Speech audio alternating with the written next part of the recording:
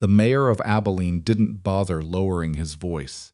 He stood in the middle of Crawford Street on a Tuesday morning, hat tilted back, thumbs hooked in his vest pockets, and said it loud enough for half the town to hear, "That woman is a disgrace. Any man who lets a beggar widow near his child deserves to lose everything he has." He was talking about Eliza Mercer, a widow, a woman who had lost her land, her husband, and according to most of Abilene, her right to exist in polite company. She had done nothing wrong. She had simply been poor at the wrong time, in the wrong town, in front of the wrong people. And a 6-year-old girl had run to her like she was the only solid thing left in the world. If that were your child, if that were your daughter reaching for a stranger because you hadn't been enough, what would you do? This is the story of a man who had everything and understood nothing. A woman who had nothing and understood everything. And a little girl whose silence broke them both open. If this kind of story moves you, the kind that reminds you what people are actually made of, subscribe to this channel and follow along to the very end. We release stories like this every week, and you won't want to miss what's coming. Hit the like button and drop a comment and telling me what city or country you're watching from. I want to see how far this story travels. Now let's begin. Everett Cole had not always been the kind of man people crossed the street to avoid. There had been a time, early in his marriage to Margaret, when he laughed easily and meant it, when he would carry a neighbor's fence post without being asked, when he knew the names of the men who worked his land, not just their faces, but their children's names, their wives' ailments, the particular way each one held a hammer.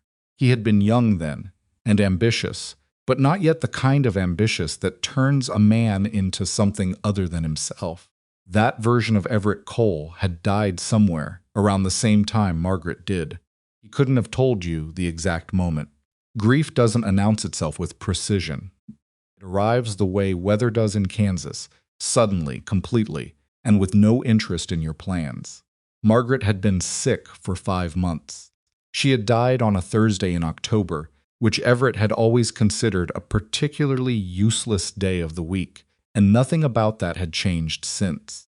He was 41 years old the summer this story truly begins. He owned 11,000 acres of grazing land north of Abilene, 3 grain storage warehouses along the rail line, and a house so large that the east wing had been closed off for 2 years, simply because there was no reason to heat it. He employed 43 people in various capacities and paid most of them fairly, which he considered a point of personal pride even when the men he employed did not. What he did not have, what he could not purchase or organize or deed into existence, was his daughter. Nora was 6 years old and had not spoken since the week of her mother's funeral. Not one word, not yes or no or please, not her own name. She had been examined by 2 physicians from Topeka, 1 specialist brought in from St. Louis at considerable expense, and a woman in Lawrence who claimed some expertise in childhood trauma, though Everett had dismissed her after 20 minutes. None of them had helped. Most of them had left with their fees and their theories, and their careful expressions of professional sympathy, and Nora had remained exactly as she was, present in body, absent in voice, watching the world with eyes that seemed to understand far more than she was willing to share. He had tried everything a man with money could try: new dresses, a pony, a music box that played a tune Margaret had loved. He had hired a kind young woman named Clara to be Nora's companion, and Clara was perfectly pleasant and utterly ineffective. He had tried sitting with Nora himself, in the evenings, in the parlor, which was its own particular failure, because Everett Cole did not know how to simply sit. He would last perhaps 12 minutes before his knee began to bounce, before he reached for a ledger or a newspaper, before the silence became something he needed to fill or flee. Nora would watch him leave. She never looked surprised. That was the part that undid him some nights.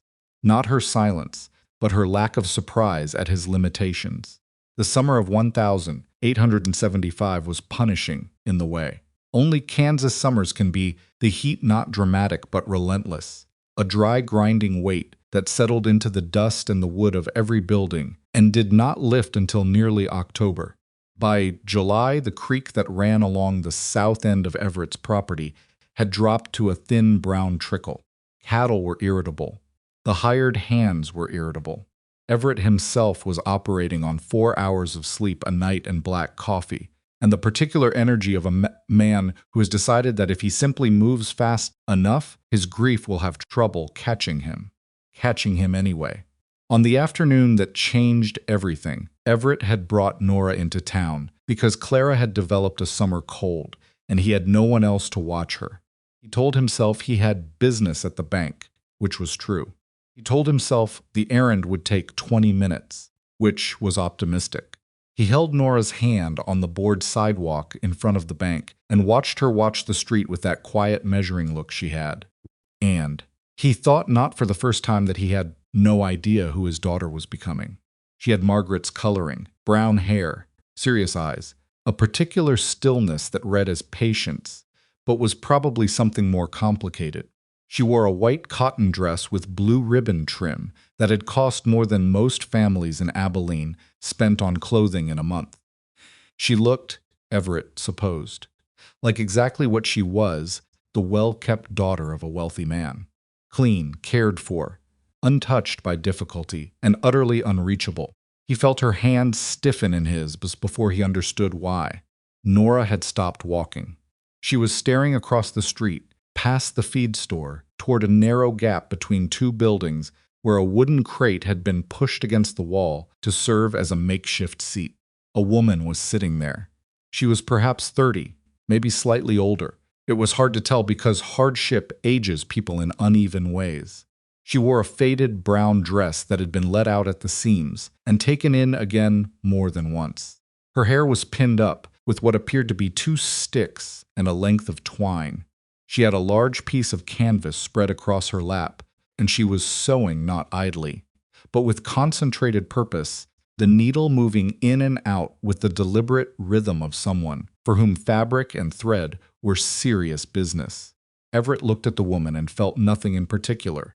He registered that she was poor. He registered, distantly, that she was probably one of the families who had lost land in the previous 2 years. There had to been several, and he had not followed the particulars closely, which he now understood was the precise kind of not following that had made him the man he was. Then Nora released his hand. It happened so cleanly, so quietly, that for a half-second he thought she had simply adjusted her grip. She hadn't. She had let go of his hand with the deliberate certainty of a child who knows exactly what she wants and is done waiting for permission, and she walked off the board sidewalk into the dirt street and across it, weaving around a slow-moving wagon, heading directly toward the woman on the crate. Nora. His voice came out sharper than he intended. Nora, come back. She didn't look back.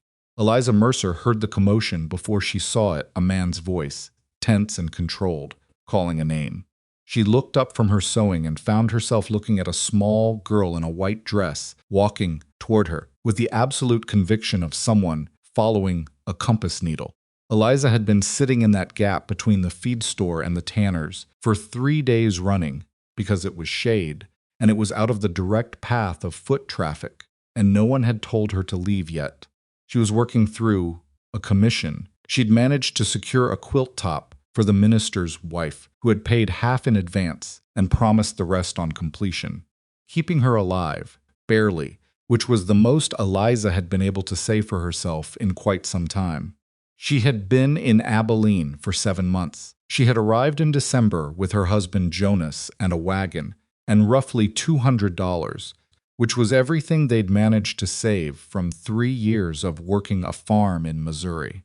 Jonas had been looking at land. He had found something promising north of town. He had shaken hands with a man he trusted, which turned out to be his most significant mistake. The land deal had collapsed in January. The details were complicated, and the outcome was simple. They lost the money. They lost the option on the land. And Jonas, who had a bad heart that neither of them had known about, died in February in the small, rented room where they'd been waiting to see if things would improve. Things had not improved. Eliza had stayed because she had nowhere to return to and no money to return with. She had stayed because moving required resources she didn't have, and paralysis is at least free.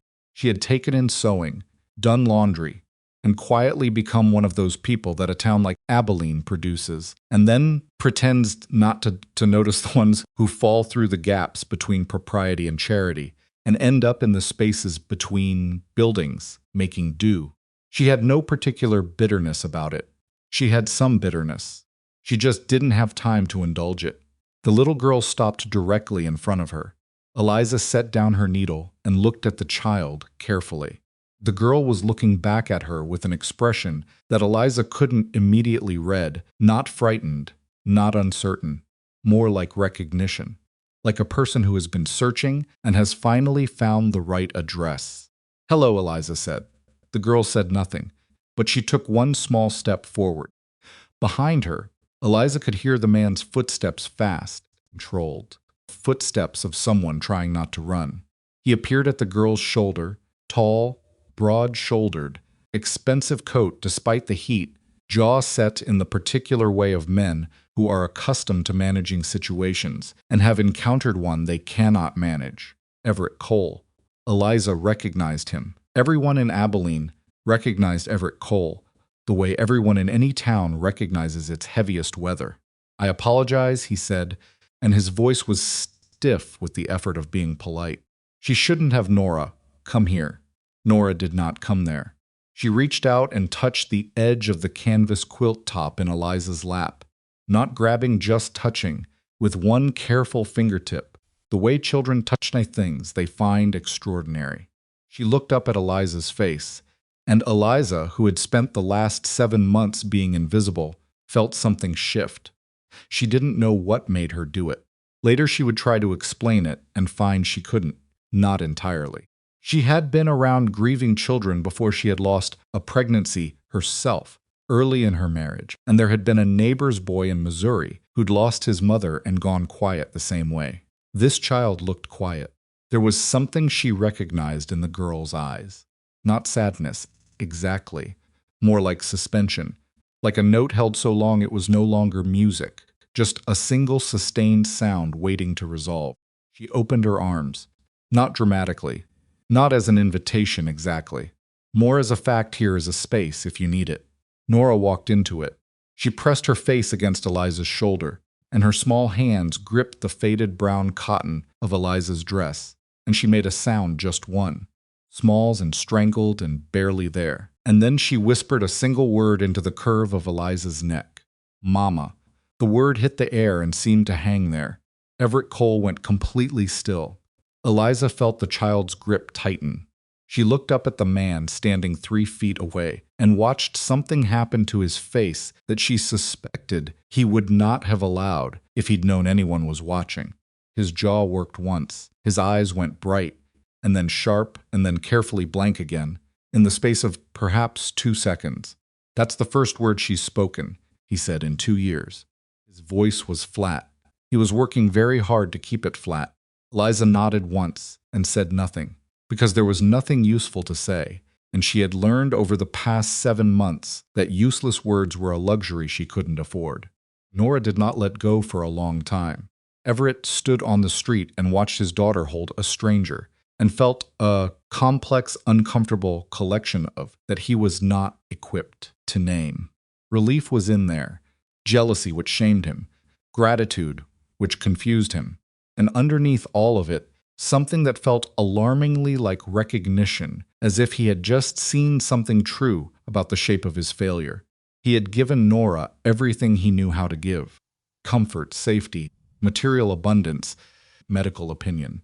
He had given her everything, except whatever this woman with sticks in her hair had offered simply by opening her arms.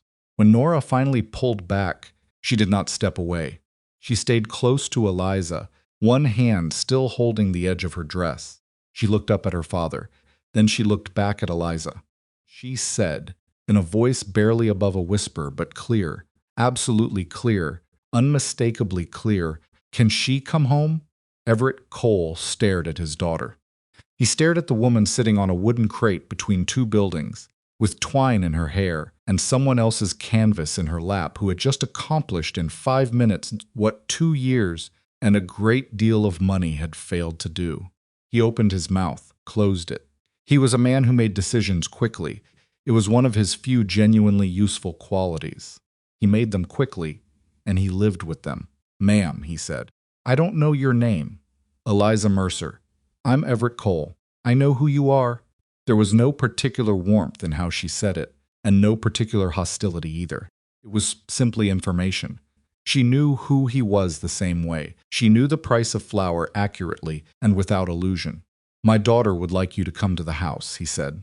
"I'd like to offer you a position. As a companion. Paid, obviously." Eliza looked at him for a moment. She looked at Nora, still holding the edge of her dress. "What sort of position?" she said. "Whatever sort makes sense," Everett said. And for the first time in that conversation, his voice had something uncertain in it. He was improvising, which was not a mode he was comfortable in. "She needs someone. It's apparent she's chosen you. I'm not sure I understand it, but I've learned not to argue with what works." Eliza considered this. "I'm not a charity case, Mr. Cole. I didn't say you were. You implied it a little." He looked at her. "I'm offering you honest work for honest wages. Your house. At my house." Nora's hand tightened on Eliza's dress. Eliza looked down at the girl. She thought about the rented room she was returning to. She thought about the minister's wife's quilt and the remaining 50 cents that needed to last her until completion. She thought about Jonas, who had died believing that something good was coming, and whether she owed it to him or to herself, or to this small, silent child to believe the same thing, even briefly. "I'll need to collect my things," she said. She had very few things to collect. She came to the Cole house that evening with a canvas bag that held 2 dresses, a small wooden box that had been her mother's, a Bible she no longer read much but couldn't bring herself to leave behind, and her sewing supplies, which were extensive because they were her livelihood, and she'd protected them through everything. The house was enormous. Eliza had grown up in a 2-room farmhouse in Indiana and had never lived anywhere larger. She followed a housekeeper named Mrs. Vance through rooms that felt theatrical in their scale parlors with high ceilings, a dining room with a table that could seat 12, a hallway with a staircase that curved upward like a question mark. Mrs. Vance was not unfriendly, exactly. She was careful. She was a woman who had worked for Everett Cole for 8 years and had watched him change, and she was measuring Eliza for something without being entirely sure what. The room they gave her was small and clean, on the 2nd floor near the nursery. It had a window that faced east, and a narrow bed with a decent quilt, and enough space to work without feeling cramped. Eliza set her canvas bag on the bed and stood in the middle of the room for a moment. She did not know what she had walked into. She knew what she'd walked out of. She decided that was enough. Nora came to find her before supper. She appeared in the doorway of Eliza's room in her nightgown, barefoot, carrying a small stuffed rabbit that had seen better years. She stood in the doorway, looking at Eliza with that steady, measuring look. "You can come in," Eliza said. She was unpacking her sewing supplies onto the small table by the window. "If you want." Nora came in. She sat on the edge of the bed and watched Eliza organize her needles and thread with the same intense attention she'd given the quilt in the street. They sat together in comfortable silence for a while. Eliza was not uncomfortable with silence. She had grown up in a quiet household, and Jonas had been a quiet man, and she had come to believe that silence was not emptiness, but a kind of waiting a space where something might grow, if you didn't rush it. After a while, Nora climbed off the bed and walked to the table and pointed at a spool of yellow thread. "That's a good color," Eliza said. Nora picked it up and turned it in her hands, watching the light catch the twist of the thread. "Do you sew?" Eliza asked. Nora shook her head, but she didn't put the thread down. "You can learn," Eliza said. "If you want. It's not complicated, just patience and practice." Nora looked at her. Eliza had the sudden, strange feeling that this child understood more than she let on, more than most adults suspected, that the silence wasn't absence of thought, but the opposite. a mind too full, moving too carefully, not ready to risk the exposure of words. No rush, Eliza said. She went back to her organizing. There's no rush on anything here. Supper was awkward. Everett sat at the head of the long table, and Eliza sat near the middle, and Nora sat beside Eliza and Mrs. Vance served them all with the efficient neutrality of a woman who had seen strange domestic arrangements before and intended to survive this one as well. Everett was not a man who struggled with silences in business. He was accustomed to silences that were tactical pauses designed to let the other person fill them, to reveal more than they intended. But this silence at his own dinner table was not tactical. It was just awkward. He was sitting across from a woman he had hired this afternoon in a decision he had not thought through, who had just moved into his house at his daughter's request, and he had no framework for what this was supposed to look like. "Do you have family?" he said. Eliza looked up. "Not locally. Missouri, I heard. Indiana, originally. Missouri after I married. Here now. And your husband died in February." She said it evenly, without invitation for further inquiry. "I'm sorry," he said. "So am I." She picked up her fork. He watched her for a moment. She ate with the particular focus of someone accustomed to not wasting food, not wolfing it down, but not leaving anything either. There was a discipline to it. "The position," he said. "Companion," I said, "but I don't really know what that means." "Nora doesn't. She's not exactly." "She'll tell me what she needs," Eliza said. He looked at Nora, who was watching him with her serious eyes. "She hasn't told anyone anything," he said, "for 2 years. She told me one thing," Eliza said, "this afternoon." She glanced at Nora. "That's enough to start with." Everett set down his fork. He looked at this woman, her worn dress, her steady hands, her complete absence of deference, and felt something he hadn't felt in quite some time, which was the sensation of being assessed accurately. Most people in Abilene were afraid of him or wanted something from him, and often both. Eliza Mercer appeared to be neither. She seemed to be approaching him the way she approached everything. Practically, without illusion, and with the patience of someone who had run out of time for nonsense. It was, he thought, either going to be very useful or very difficult. He had a feeling it would probably be both. That night, after Nora was in bed, Everett sat in his study with a glass of whiskey. He didn't drink and listened to the house.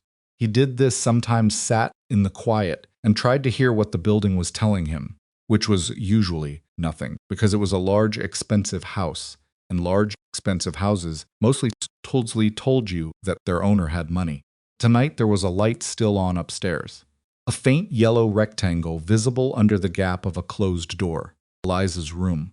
He could hear, very faintly, the pull of thread through fabric, the soft, rhythmic sound of someone sewing in the night. He sat and listened to it for a while. It was, he thought, the strangest thing. The house had been full of sound before Margaret died.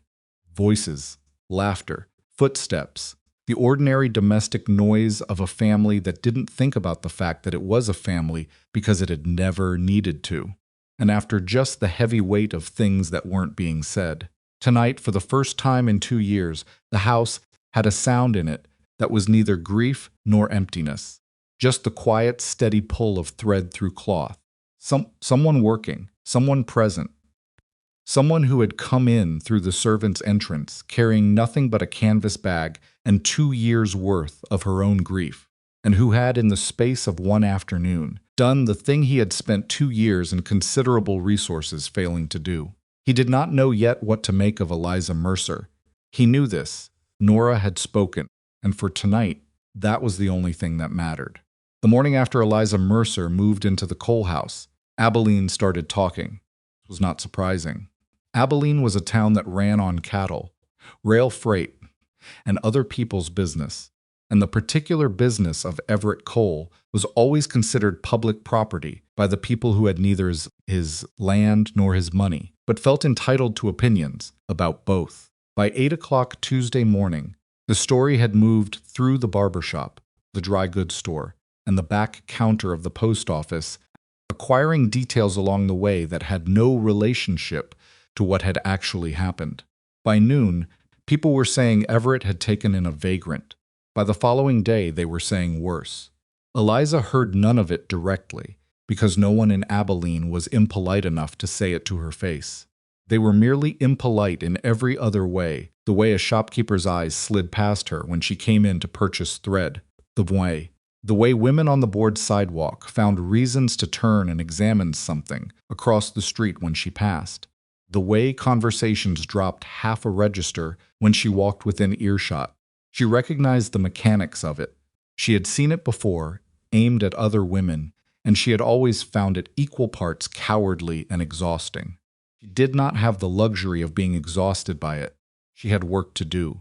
Her mornings began early, before Nora woke, when the house was still cool and the light came in, low and gold, through the east-facing window of her room. She would sit at the small table and work on whatever commission she had in progress currently. The minister's wife's quilt top, which she was determined to finish properly, regardless of the fact that she was no longer quite as desperate for the 50 cents as she had been 4 days ago. Jonas has always said that the way you finished a job told you more about your character than the way you started it, and she had found no reason to argue with that. Mrs. Vance came to find her the second morning, ostensibly to discuss Nora's routine. But actually, Eliza understood, established something. Mrs. Vance was a compact woman in her 50s with iron gray hair and the kind of face that had been arranged into professional neutrality so long it had stayed that way. She had worked for Everett Cole since the second year of his marriage, and she had, Eliza gathered, loved Margaret in the quiet, sustained way that housekeepers sometimes love the women of a household they've helped hold together. She was not unfriendly, she was precise. "Miss Nora eats breakfast at 7, Mrs." Vance said, standing in the doorway of Eliza's room with her hands folded. "She doesn't like eggs unless they're soft. She won't tell you she doesn't like them. She'll just stop eating and push the plate away." "Thank you," Eliza said. "She sleeps with the rabbit. If she wakes at night and it's not there, she won't call out for it. She'll just sit up and wait until someone notices." Eliza looked up from her sewing. "How long has that been going on?" Mrs. Vance was quiet for a moment. Since Mrs. Cole passed, Eliza nodded and went back to her needle. "I should also tell you, Mrs.," Vance said, and her voice shifted, not unkindly but carefully, "that there will be talk. About your being here." "There already is, I know," Eliza said. "Mr. Cole is a significant figure in this community. People feels entitled to." "I know what people feel entitled to," Eliza said, and it came out more plainly than she'd intended, though not rudely. She looked up again. "I've been in Abilene 7 months, Mrs. Vance. I know exactly how this town feels about women in my position. I don't intend to argue with it." Mrs. Vance studied her for a moment.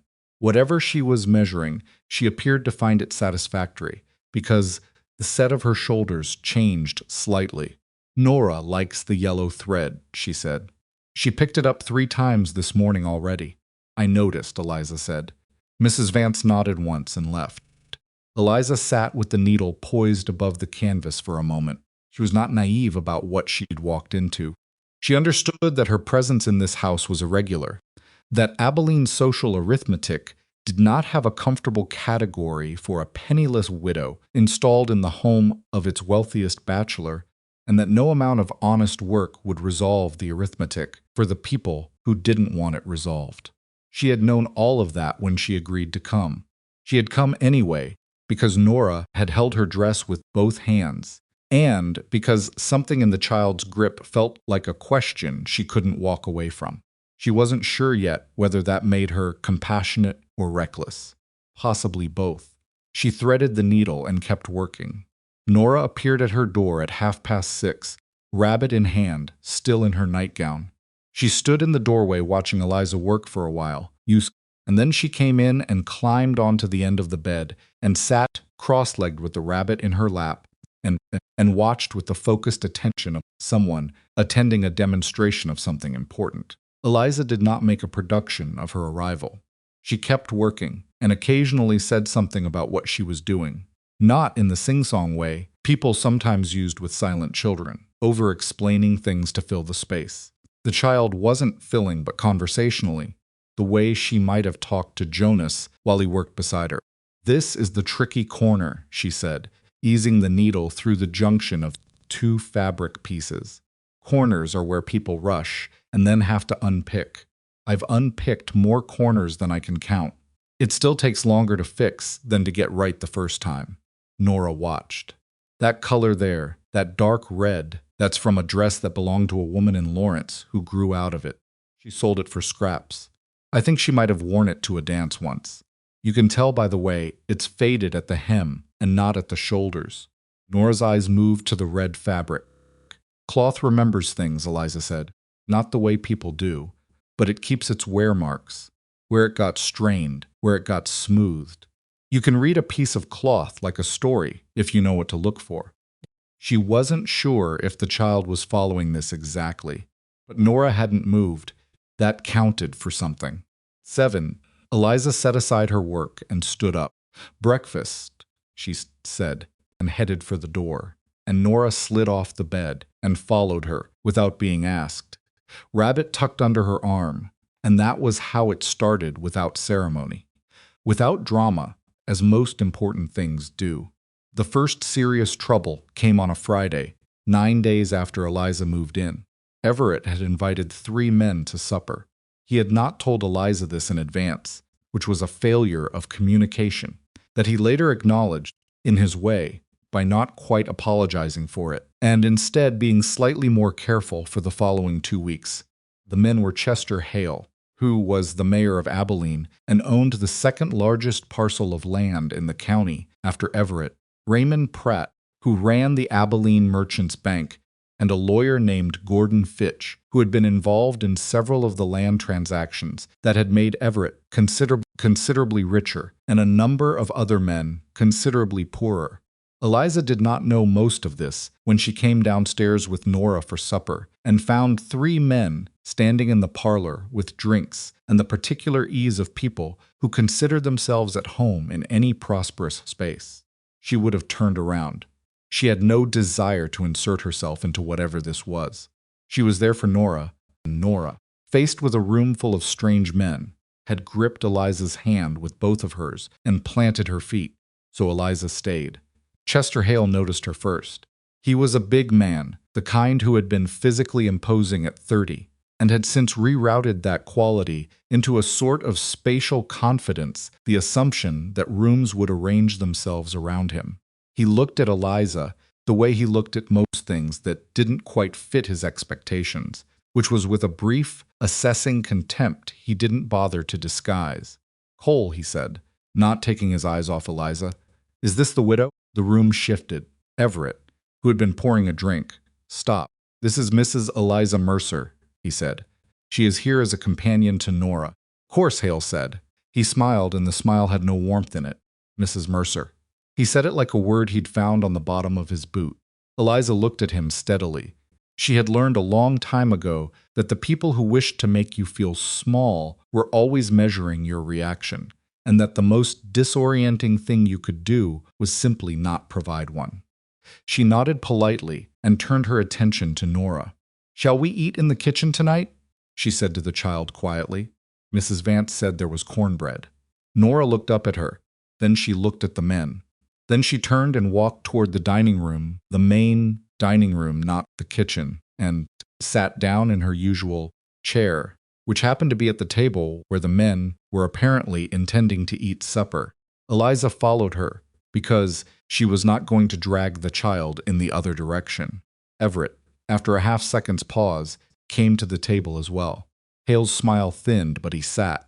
The others sat, Mrs. Vance, who had seen worse, served them all with complete efficiency and gave nothing away. The supper was not comfortable. Hale made 2 more remarks in Eliza's general direction, not to her exactly, but close enough that everyone at the table heard them. One about the difficulty of good household help these days. One about the importance of knowing where a person came from. Each one landed with the precision of a man who had spent years making his contempt technically deniable. Everett said nothing. Eliza said nothing. Nora, sitting beside Eliza, ate her soft-cooked eggs and her cornbread with quiet concentration, and once, when Hale made his second remark, she reached under the table and found Eliza's hand and held it. Eliza kept her face completely still and held the child's hand back and said nothing at all and survived the meal, which was what was required. After the men left, Everett came to find her. She was in her room, working. She heard his footsteps in the hall, the particular heaviness of a man carrying something he hasn't figured out how to put down. He knocked. "Come in," she said. He stood in the doorway. He looked, she thought, like a man who wanted to say something and had several options and didn't like any of them. "I should have told you about the supper," he said. "You should have," she agreed and kept working. He was quiet for a moment. I know what Hale is," she said. "I've been in this town long enough." Another pause. "He has opinions about the arrangement. I'm aware of that." Everett put one hand on the door frame. He was looking at her, with an expression she was beginning to recognize, the one he wore when he was trying to read a situation and finding it more complicated than he had expected. "It doesn't concern you," he said. She looked up then. "Mr. Cole." "I was sitting on a crate between two buildings 3 weeks ago. Chester Hale's opinion of me is not a new development in my life." He had the grace to look slightly ashamed. "No, I suppose not. What concerns me," she said, setting down her needle, "is Nora. And whether my being here is actually helping her, or whether the talk in this town is going to make things harder for her in ways that matter." He was quiet for a moment. She had the sense that this was the first time someone had said something true to him in a while, and he was working out how to receive it. "The doctor said she might not speak again," he said, "that there might be permanent, that whatever happened might not resolve. She spoke to me the first day. I know. She holds my hand, follows me. She's eating better," Mrs. Vance told me.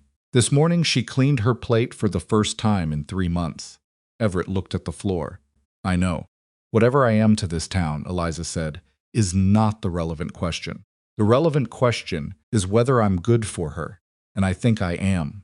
Not because I'm special, because she chose me, and I'm trying to deserve that." He looked up. He looked at her for a long moment.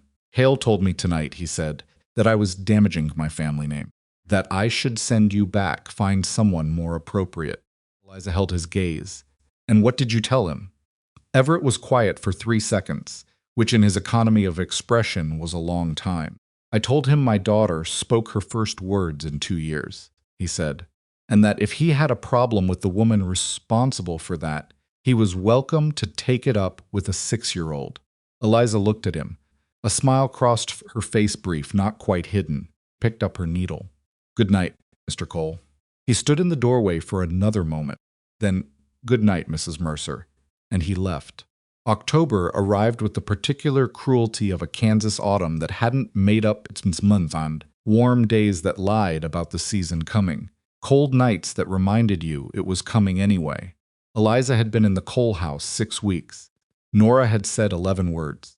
Eliza had kept count, because it mattered, and because she understood instinctively that this was the kind of thing that needed to be measured not in dramatic breakthroughs, but in the small accumulations: a word on Monday, a short sentence by Friday, a question the following week that revealed the child had been thinking carefully about something for several days.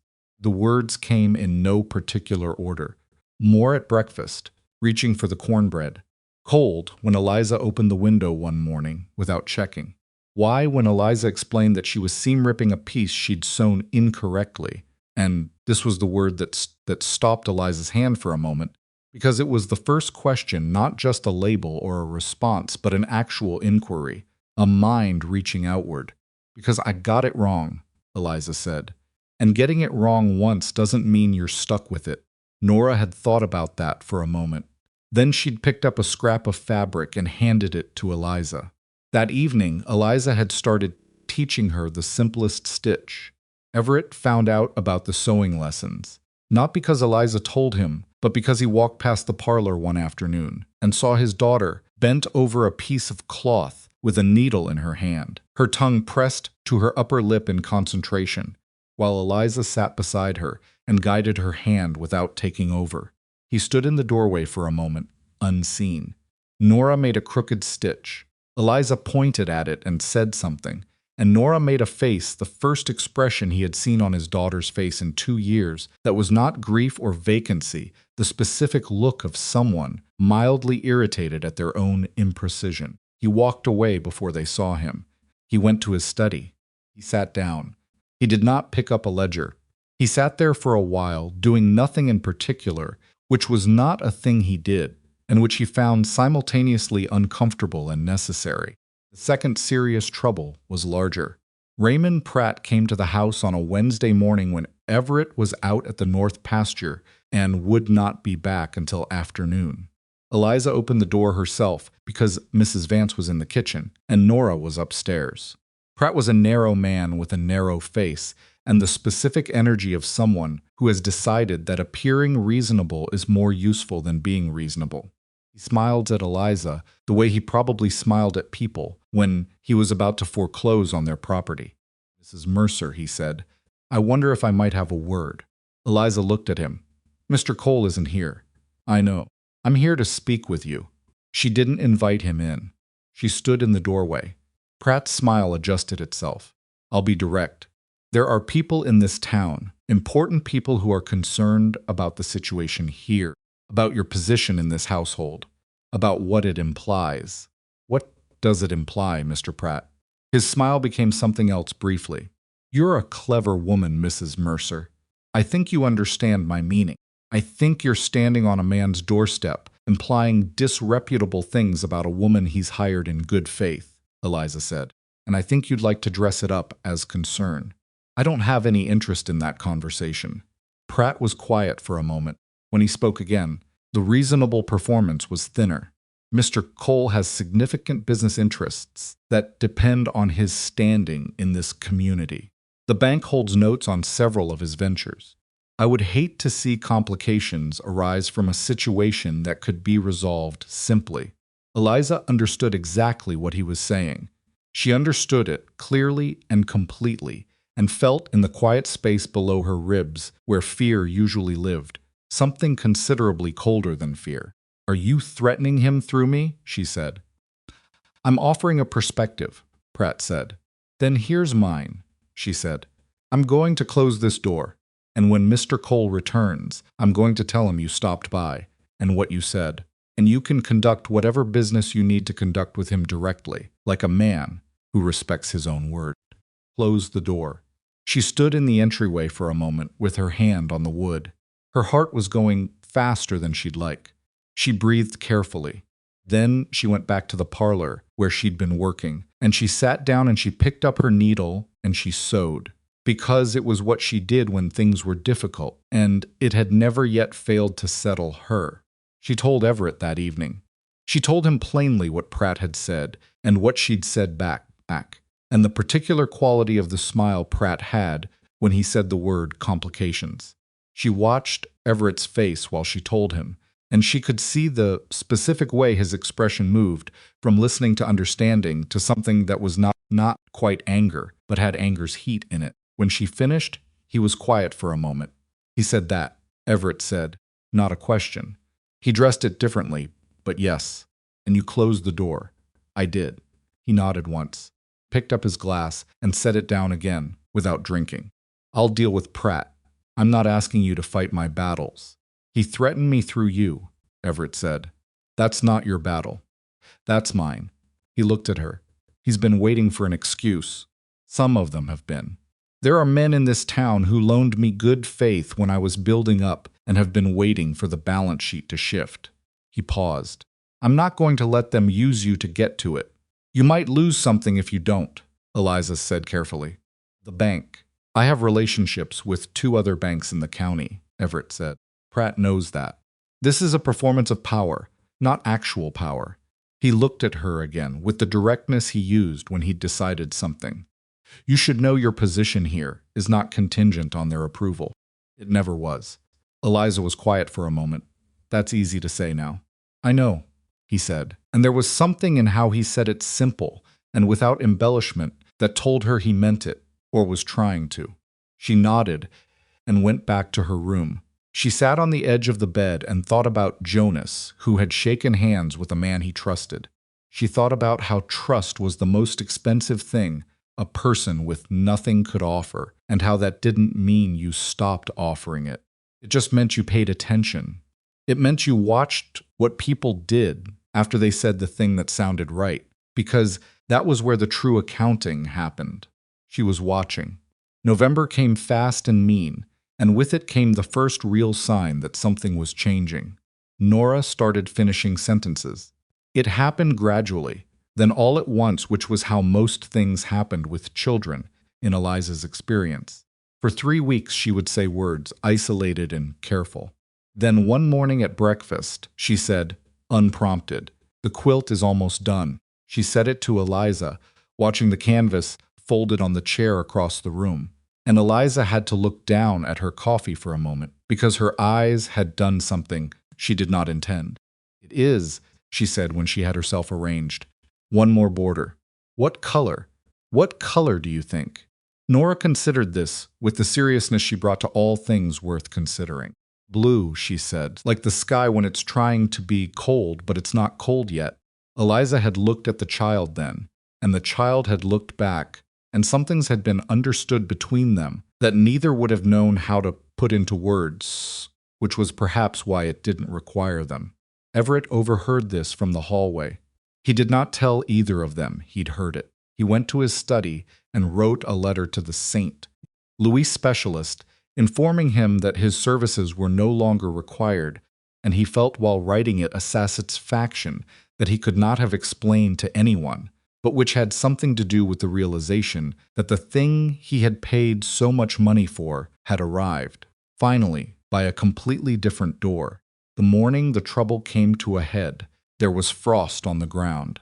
Eliza had gone into town to deliver the finished quilt to the minister's wife, her last outstanding commission, which she'd completed on her own time in the evenings. She had not asked Everett's permission, because she did not consider the work she did on her own time to be under his jurisdiction. And this was a distinction she had maintained quietly but firmly from the first week. She was coming back along Crawford Street when Chester Hale appeared. He was not alone. He had Raymond Pratt with him and 2 other men, members on town council, and they were standing at the corner with the specific deliberateness of people who have arranged themselves there on purpose. "Mrs. Mercer," Hale said. His voice was expansive, carrying the voice of a man who wanted this heard. A word. Eliza stopped. She had known this was coming. She had not known exactly when. "What can I do for you, Mayor?" she said. "It's more what you could do for yourself," Hale said. He put on his concerned face, which was worse than his contemptuous one, because it required more work. "There's talk in this town. Serious talk. About your conduct. About your relationship with Everett Cole. My relationship with Mr. Cole is that I am employed in his household," Eliza said, companion to his daughter.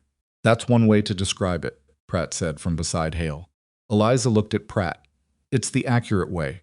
There are people," Hale continued, still in his concerned register, "who feel that a woman of your background, your circumstances, isn't a suitable presence for a child of Nora Cole's standing, that it reflects poorly on the family, on the town." "My background," Eliza said. "You arrived here with nothing. Your husband's business dealings were well." He didn't finish the sentence, which was the whole point. Eliza thought about the crate between the buildings, canvas bag, the 2 dresses. She thought about Jonas dying in a rented room in February, and the land deal that had collapsed, and the particular man who had let it collapse because it had suited his interests to do so, and whether she had ever been told who exactly that man was. She had a sudden cold thought about the land north of town that Jonas had been looking at, about who owned land north of town. She kept her face still. "Is that everything?" she said. "We'd like you to consider," Hale said, "whether your continued presence in the Cole house is truly in Nora's best interest, whether a child that vulnerable should be forming an attachment to a woman." Who what?" Eliza said. The question landed quietly, and the quiet had weight in it. Hale stopped. "Finish the sentence, Mayor," she said. "You've come here with 3 men to say something specific. Say it." Hale's concerned face slipped, just slightly, just for a moment. "The town has standards," he said. Cole has stood for something in this community. We'd hate to see that compromised, by me, by the situation. Eliza looked at the four of them. She looked at Hale with his expensive hat and his chosen position at the corner, and at Pratt with his reasonable smile and his bank, and at the two men who had come along because they were the kind of men who came along. "Let me ask you something," she said. Her voice was even. She was genuinely not afraid of them, which surprised her a little. Nora Cole didn't speak for 2 years. She sat in that big house and didn't speak and didn't respond. And the doctors you probably all recommended tried everything they had. And then she walked across a street and spoke to me. Not because I have money or standing or because the town approves of me. Because I sat still long enough for her to feel safe. She paused. That's what I am in that house. A woman who sits still. I don't know how that compromises anything, except your comfort with the story you've been telling yourselves about how things work. Nobody spoke. And one more thing, she said. If there's something you need to say to Everett Cole about my presence in his household, you should say it to him. Not to me on a street corner. That's what a man does. She walked past them. Her hands were steady. Her heart was going at the same pace it always went when she was frightened, but had decided to keep moving anyway. She walked back to the Cole house. She let herself in the side door. She hung up her coat. She went upstairs and found Nora sitting on the parlor floor, surrounded by fabric scraps, attempting a crooked patch of her own invention, muttering something under her breath that might have been counting. Eliza sat down on the floor beside her. "How'd it go?" Nora said, without looking up from her stitching. It was the most natural sentence the child had produced yet. Conversational. Easy. The kind of thing you say to someone you expect to come back. Eliza looked at the crooked, earnest stitchwork. She looked at the yellow thread Nora had chosen, because she liked the color, and because she'd decided she was allowed to like things again. "It went fine," Eliza said. "Shift your hand, you're pulling the thread too tight. It'll pucker." Nora adjusted her grip and kept going. And when Everett came home that evening and heard from Eliza what had happened on the corner, the full account told plainly. Without drama, he sat for a long time with his hands flat on the desk, and then he said something that he had never said to anyone in Abilene in 11 years of doing business there. He said, "I need to fix some things." And he meant it, which was the part that would matter. Everett said, "I need to fix some things on a Thursday evening in November," and Eliza had learned enough about him by then to understand that when he said something in that particular flat, decided tone, he was not making conversation. He was announcing an intention the way a man announces that he is going to repair a fence, not because he expects applause, but because the fence is broken and he is the one who broke it, and there is no one else to do it. She did not ask him what he meant. She had a feeling she already knew part of it, and that the part she didn't know would become clear in time. What she did not anticipate was how fast it would become clear, or what it would cost both of them to see it through.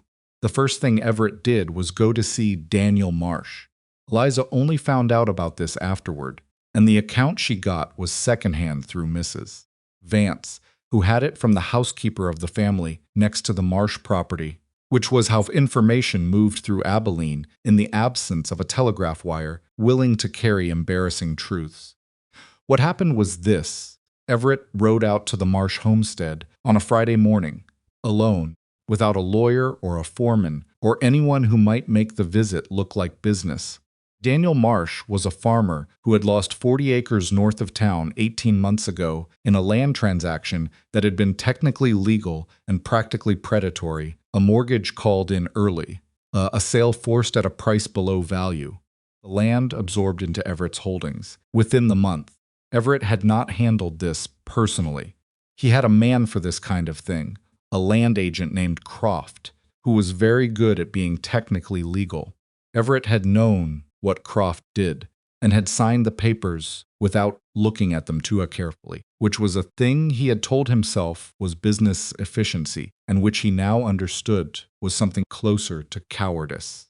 Daniel Marsh was 44 years old, and had 2 sons and a wife, who had grown a vegetable garden on that 40 acres for 11 years, and when Everett rode up to his current property, a small Harder piece of ground, further from the creek. Marsh came out of the barn with a look on his face that said he was not in a disposition to receive visitors, particularly this one.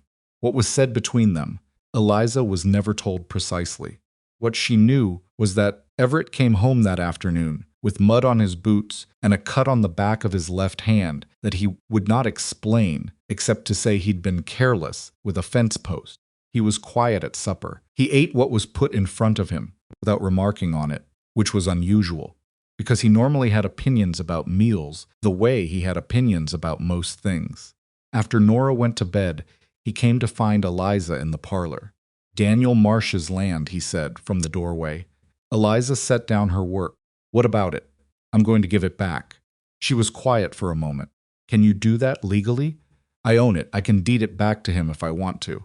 He paused. "It'll cost me something. I had plans for that land.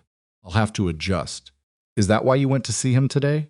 He came into the room and sat in the chair across from her, which was Margaret's chair, which he had not sat in since the winter before the last. He sat in it the way a man sits in a chair that doesn't quite fit him anymore. "He was not glad to see me," he said. "I'd expect not. He told me he said quite a few things. Justified things." He looked at his hands. "I'm not going to repeat them. But they were justified." "What did you say?" "Not enough. There's not enough to say." He was quiet for a moment. "I told him I was going to fix the paperwork and get it back to him. He said he didn't want anything from me." "What did you say to that?" "I said I wasn't doing it for him. I was doing it because it was wrong, and I knew it was wrong when I let it happen." He looked up. He didn't believe me. "Did you expect him to?" "No." Eliza picked up her needle again. She worked a stitch and thought about how to say what she wanted to say, and then she decided to just say it. "He doesn't have to believe you," she said. "The land is still wrong to keep." Everett looked at her. "You're not going to tell me I'm doing a good thing? You're doing a right thing. Those aren't the same." She worked another stitch. "A good thing makes you feel better afterward. A right thing sometimes just costs you, and you do it because you couldn't live with yourself if you didn't." He was quiet for a long time. The fire in the grate worked steadily. Somewhere upstairs, Nora was sleeping, and the house held the quality of silence it had taken on lately. Not the heavy silence of grief, but the ordinary quiet of a place where people were resting. "There are others," he said finally. "Others. Other properties. Other transactions." He paused. "Croft handled most of them. Some were cleaner than others. But a few I knew." "How many?" 4, maybe 5, depending how you count the Weaver situation. He said it like a man reading from a ledger he didn't enjoy reading. "I've been going through the records." Eliza worked her stitch. She didn't say anything. She had found that sometimes silence was the most useful thing she had in her arsenal. Not because it made people confess or break down, but because it gave them room to keep going, without feeling like they were being managed. "I don't know that I can fix all of it," he said. "Some of those people have moved on. I don't know where the Hendersons went. The Weaver son has the property now, I think. Complicated. Most things worth fixing are." He looked at her again, with that look he got when she said something he hadn't expected. "You're not making this easy. Did you come here for easy?" "I came here because..." He stopped. He looked at the fire. "I don't entirely know why I came here. I've been sitting in the study for 2 hours and He stopped again. He was a man unaccustomed to running out of words, and the experience appeared to be disorienting.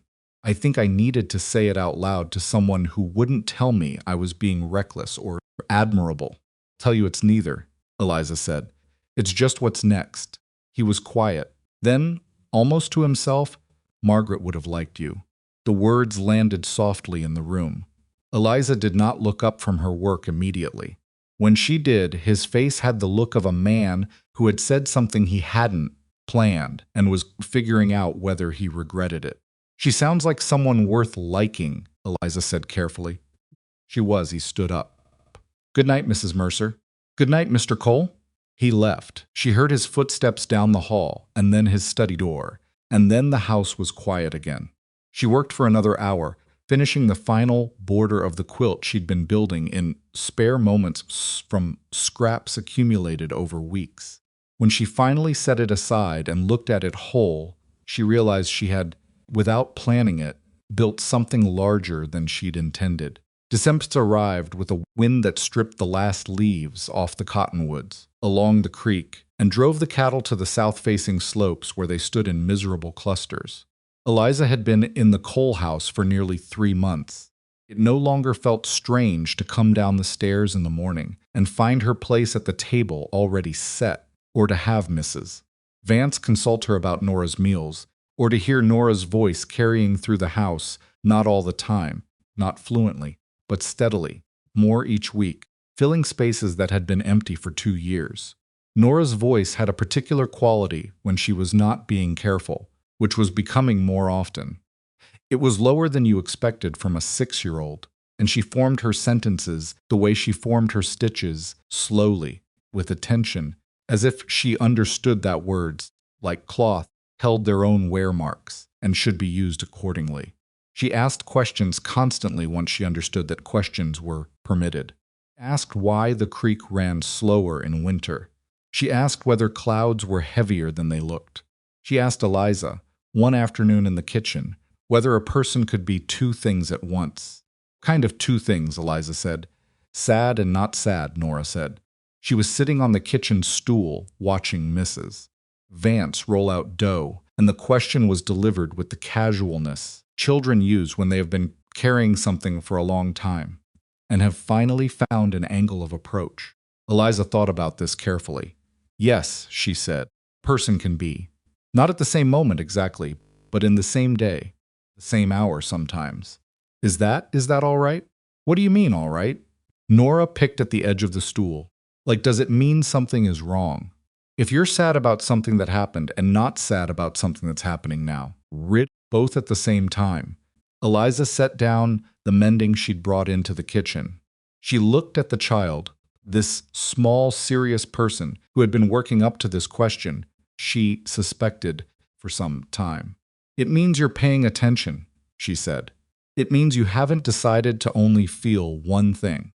That's not something wrong with you. That's just what it's like to be a person who's been through something. Nora was quiet for a moment. Then, do you miss your husband? Every day, Eliza said. Does it hurt? Sometimes. Less than it did. Does it go away? Eliza thought about Jonas, about the particular way he folded his hands when he was thinking, and the sound he made when something surprised him, and the careful way he'd written numbers in a ledger, as if precision could protect against what was coming. It changes shape, she said. It doesn't go away, but it gets to where you can carry it without putting everything else down. Nora considered this for a long time. Mrs. Vance worked the dough quietly, her back turned, giving them what privacy was available in a kitchen that wasn't quite big enough for 3 people and a complicated conversation. I think Papa is like that, Nora said finally. About Mama. I think so too, Eliza said. He's better, Nora said it, simply factually, since you came. Eliza didn't answer that. She picked up the mending again. Nora watched her work for a while. Then she slid off the stool and came and stood beside Eliza's chair and leaned against her arm with the easy, unconscious weight of a child who has decided that a person is safe. Eliza kept mending and did not say anything and let the child lean. The fever started in the 2nd week of January. Began as these things often do, in the part of town that had least ability to stop it, the cluster of small houses and single rooms south of the rail yard, where the laundry workers, the loading dock men, and the families who had arrived with nothing and accumulated little lived in close proximity because there was no other option. Child went down first, then 2 adults in the same building. Within a week, there were 11 cases, and the week after that, the number had tripled. And by the time the town council met to discuss the situation, the word fever had given way to harder words spoken in lower voices. Everett heard about it through his warehouse foreman, Tom Briggs, who came to him on a Monday morning with the information that 2 of his loading men had not shown for work, and their wives had sent word that they were ill. He went to see for himself that afternoon. He told Eliza he was going to check on his workers. He did not tell her what he expected to find, because he didn't know. He came back 2 hours later with a look on his face that she had not seen before, not the controlled distance he used when he was managing something, but the open, undefended expression of a man who has seen something that got past his defenses because it was too real to deflect. Bad, he said. He sat down at the kitchen table, which he rarely used, and put both hands flat on it. The Harmon family, Tom's nephew, the youngest child, it's not good. Parents are both down. There's no one to nurse them. Who's there now? A neighbor woman. She's doing what she can. Eliza was quiet for a moment. She was already thinking through what she knew about fever, what her mother had taught her, what she'd seen in Missouri when the sickness had come through the farming community 3 years before Jonas died. How many houses? She said. That I saw 6. Tom says there are more. Town sending anyone? A doctor? Everett's jaw moved. The council met this morning. They're talking about quarantine. Restricting movement in and out of that district. No treatment plan discussed that I heard. Just containment. Eliza looked at him. Containment. So they leave the sick people where they are with no help. That's the shape of it. She stood up. She went to the cabinet where she kept her supply box, not medical supplies, but the next best thing. The kit of practical items any woman who had nursed through illness learned to keep close. Cloth for compresses. Dried herbs her mother had taught her to use for fever. A small bottle of camphor. Clean rags she kept for exactly the kind of work that needed them. I'm going back, Everett said. She turned around. I know. He looked at her. It's not something I can ask you to. You didn't ask me, she said. She picked up her coat. He was quiet for a moment. Then the disease moves fast, if you go in. I know what fever does, Mr. Cole. She was putting on her coat. I nursed 3 families through one in Missouri. I know how to be careful. I know what careful looks like, and I know it doesn't mean not going. He looked at her. Something moved in his face, Mrs. Vance can stay with Nora, Eliza said. She'll be all right. I know she will. He stood up, then we go together. The South District in January was a different country from the rest of Abilene. Streets were narrow and had never been properly graveled, and the cold had turned the mud to something between iron and glass that caught at the wheels of wagons and the boots of people moving through it. The houses were close built, wooden, heated by small stoves that could not quite keep up with a Kansas January. The Harmon house was the worst. Eliza had seen bad before, and she stood in the doorway for a half-second and took it in without flinching the 3 children in one bed, the smallest barely moving, the 2 parents on pallets by the stove, the neighbor woman who had been there 3 days, with the particular eyes of someone who has run out of resources, but not stopped. Who are you? The neighbor woman said, Eliza Mercer. I'm here to help. She came in. When did the smallest one last drink water? This morning. She doesn't keep it. We'll try something slower. Very small amounts. She set down her kit. Have you slept? The neighbor woman, she said her name was Ruth Oakes, gave her a look that suggested sleep was not a concept currently available to her. Go home for 2 hours, Eliza said. I'll be here.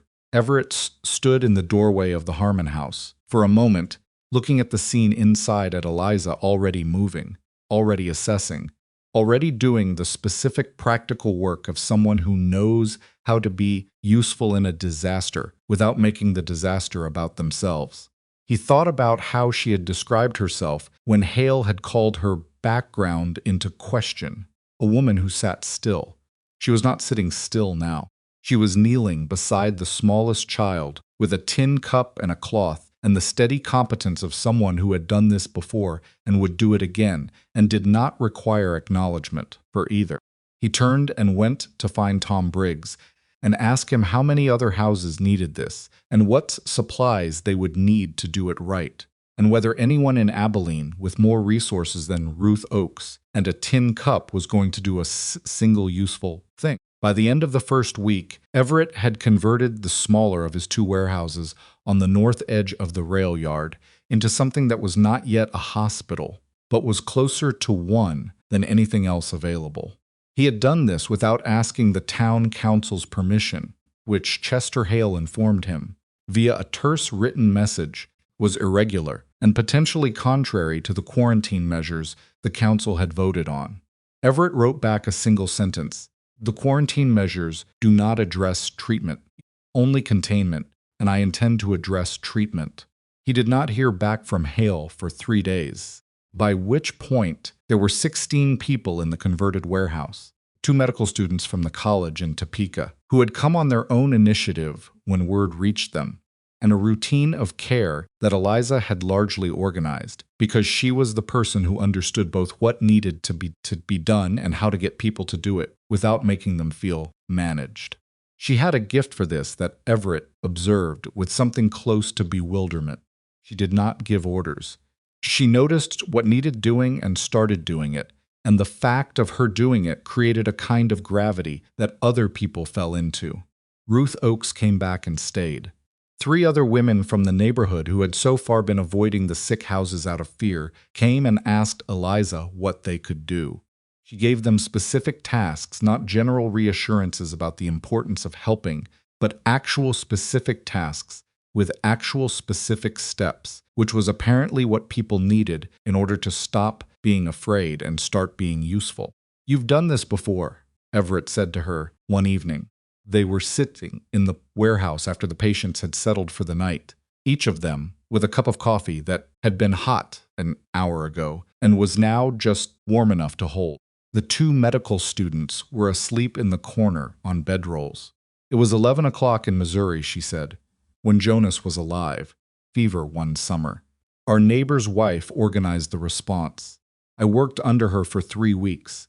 She turned the cup in her hands. She was remarkable. Never made it about herself. Never made anyone feel like they owed her for being there." "Is that something you learned from her?" "I tried to." He looked at her across the distance of the crate they were using as a table. She had been awake since 5 in the morning. She had a line of exhaustion around her eyes that she wasn't bothering to conceal, because conceal me was not something she had the energy for at 11 o'clock after 16 hours in a makeshift hospital. "The Harmon girl is better," he said. "The youngest one. Kept water down this afternoon." Eliza nodded. "Another few days. You knew she'd make it, I hoped." "I didn't know." She looked at him. "There's a difference." He thought about this. He was used to dealing in certainties prices, acreage, terms, outcomes. The world Eliza moved through with such matter-of-fact competence was one where you did what you could and acknowledged the limits and kept going. And the gap between those 2 things was not something to be embarrassed about or managed away, just the gap. "I owe you an explanation," he said. She looked at him. "The land transaction. The one your husband was involved with." He stopped. This was harder to say than he had prepared for. She was very still. "The land north of town," he said. "The deal that fell apart in January. I know whose money was in that deal, and I know who collapsed it." He looked at the cup in his hands. "I didn't know it was your husband specifically, but the mechanism, the particular agent involved, that was Croft, my man." The warehouse was quiet. One of the medical students turned in his sleep. "I found it in the records," Everett said, 2 weeks ago. "Been trying to figure out how to." He stopped again. "I don't know what to say. That doesn't sound like an excuse." Eliza's face was doing something complicated that she was not trying to stop. He watched it and didn't look away, because not looking away was the least he could do. "Jonas died," she said. Her voice was flat and careful. "In February. In a rented room, I know. He died thinking he'd failed, that he'd made a bad choice. He died carrying that. I know. He hadn't made a bad choice," she said. "He'd been cheated, yes." The single syllable sat between them. Eliza was quiet for a long time. He could see her working through something, not calculation, but feeling, moving through her the way weather moved across flat ground, visible from a distance and unobstructable. "I'm not going to tell you it's all right," she said finally. "It isn't. I know. And I'm not going to tell you that. Coming here and doing this," she gestured at the warehouse, at the sleeping patients, "makes up for it. It doesn't work like that. I know that too." "Then what are you asking me?" He thought about it honestly. "I don't know," he said. "I think I'm just telling you, because you had a right to know, and because I couldn't be here working beside you without saying it. Eliza looked at him for a long moment. Her eyes were red-rimmed with exhaustion and something more than exhaustion. She looked like a woman who has been hit by something she expected might come, but had hoped might not, and who is deciding in real time what to do with the blow. "All right," she said finally. "That's all? What else would you like?" She looked at her coffee. "You can't give him back. You can give back the money, find out what was taken, and give it to his family in Indiana, or keep it aside, or figure it out. You're good with numbers." She wrapped both hands around the cup. "And you can keep doing what you're doing. In this building. Because there are people here who need what you can do, and your guilt doesn't help them. And neither does my anger." He was quiet for a while. "You're angry." "Yes, at me." "Yes. And I'm sitting here drinking cold coffee with you at 11 o'clock because the children in those beds don't care who their fathers were cheated by." She looked at him steadily. "Both of those things are true at the same time. You asked me once if that bothered me. The answer is no. That's just what it's like." He recognized his own daughter's question, rephrased. He recognized Eliza's answer to it. He understood, somewhere in the region of his chest, that he was in the presence of someone who had been teaching him something from the first afternoon, and that he had been too slow to understand what the lesson was. Crisis point came on the 10th day. Martin Gould was 37 years old, a loading dock worker with a wife and a son of 9 who had been admitted to the warehouse. 3 days after the boy had recovered, the man had not improved. He ran a persistent fever that did not respond the way the others had, and the medical students were worried, and Eliza was worried, though she didn't say so out loud because it was not useful. Everett came to check on the patients that afternoon and found Gould sitting up on his cot with the particular expression of a man who has been given enough time in a sickbed to find his anger. He looked at Everett, and the anger was not vague or general. It was specific. "Cole," he said. His voice was rough from the fever, but the intention in it was clear. "Get away from me." Everett stopped. "I don't want your help." Gould's hands were shaking on the blanket. "You know what you did to the Parkers. You know what you did to the family on the Shelby Creek property.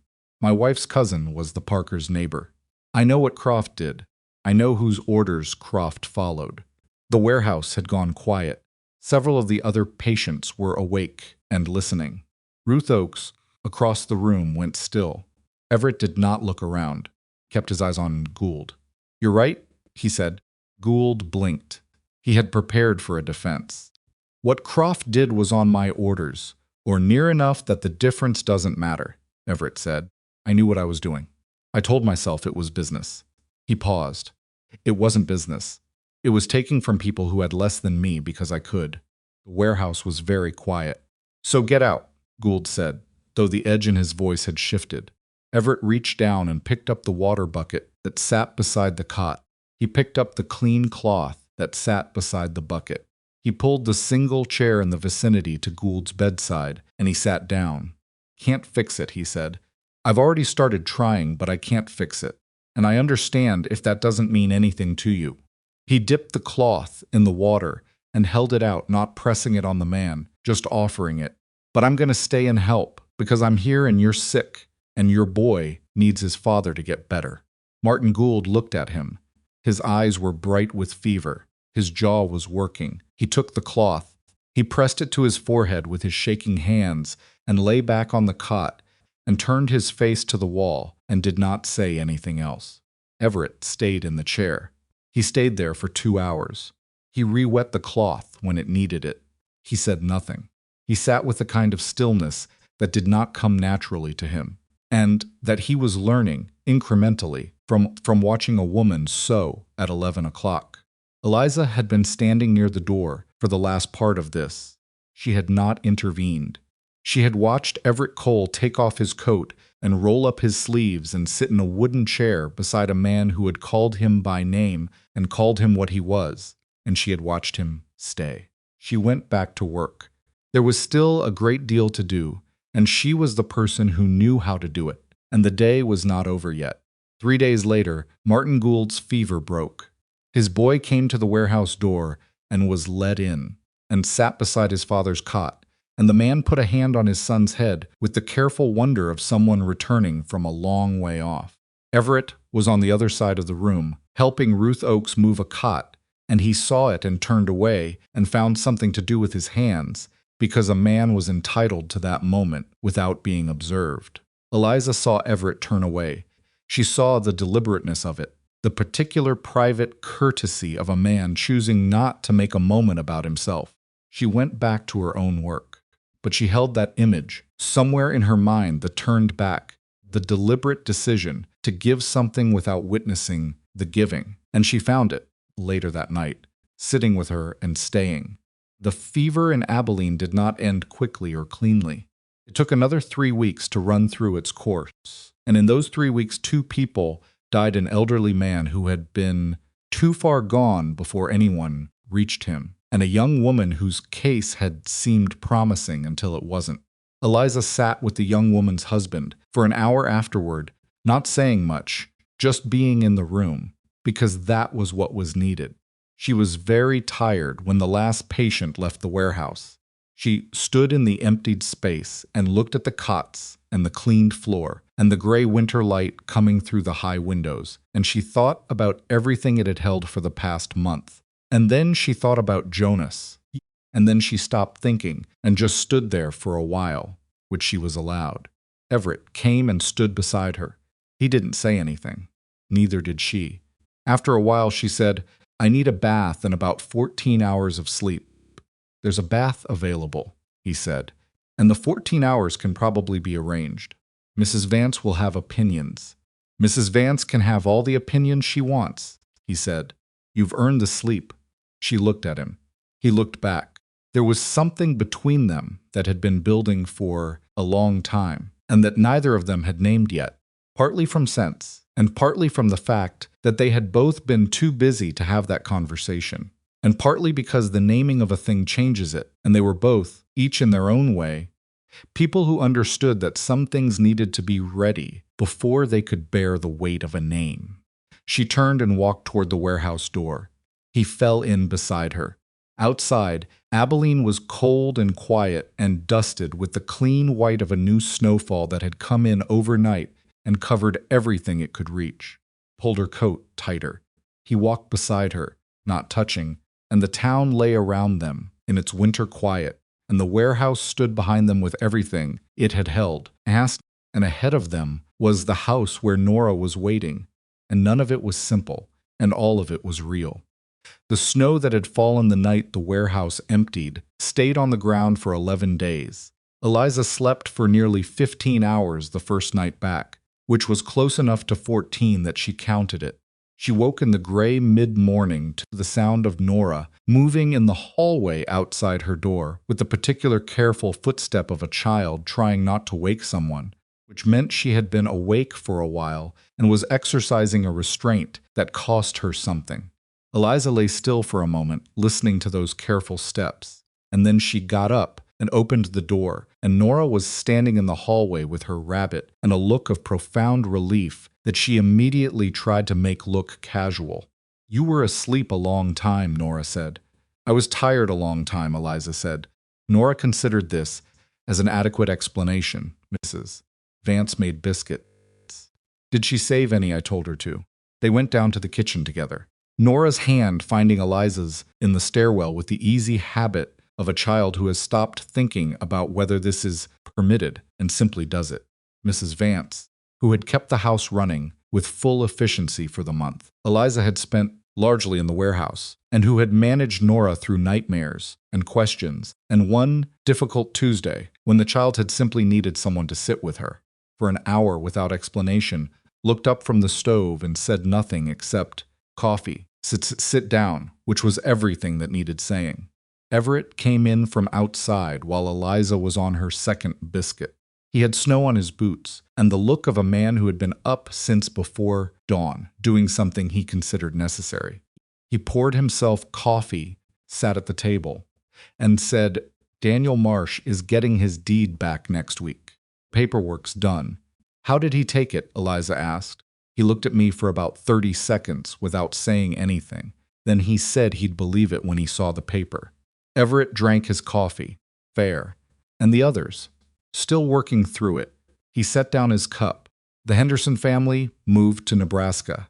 I've got an address through a cousin of theirs in Salina. I'm writing to them. He paused. Some of it can be compensated financially. Some of the land's been sold on. I can't undo that. But I can. He stopped. He was not comfortable explaining his own intentions out loud.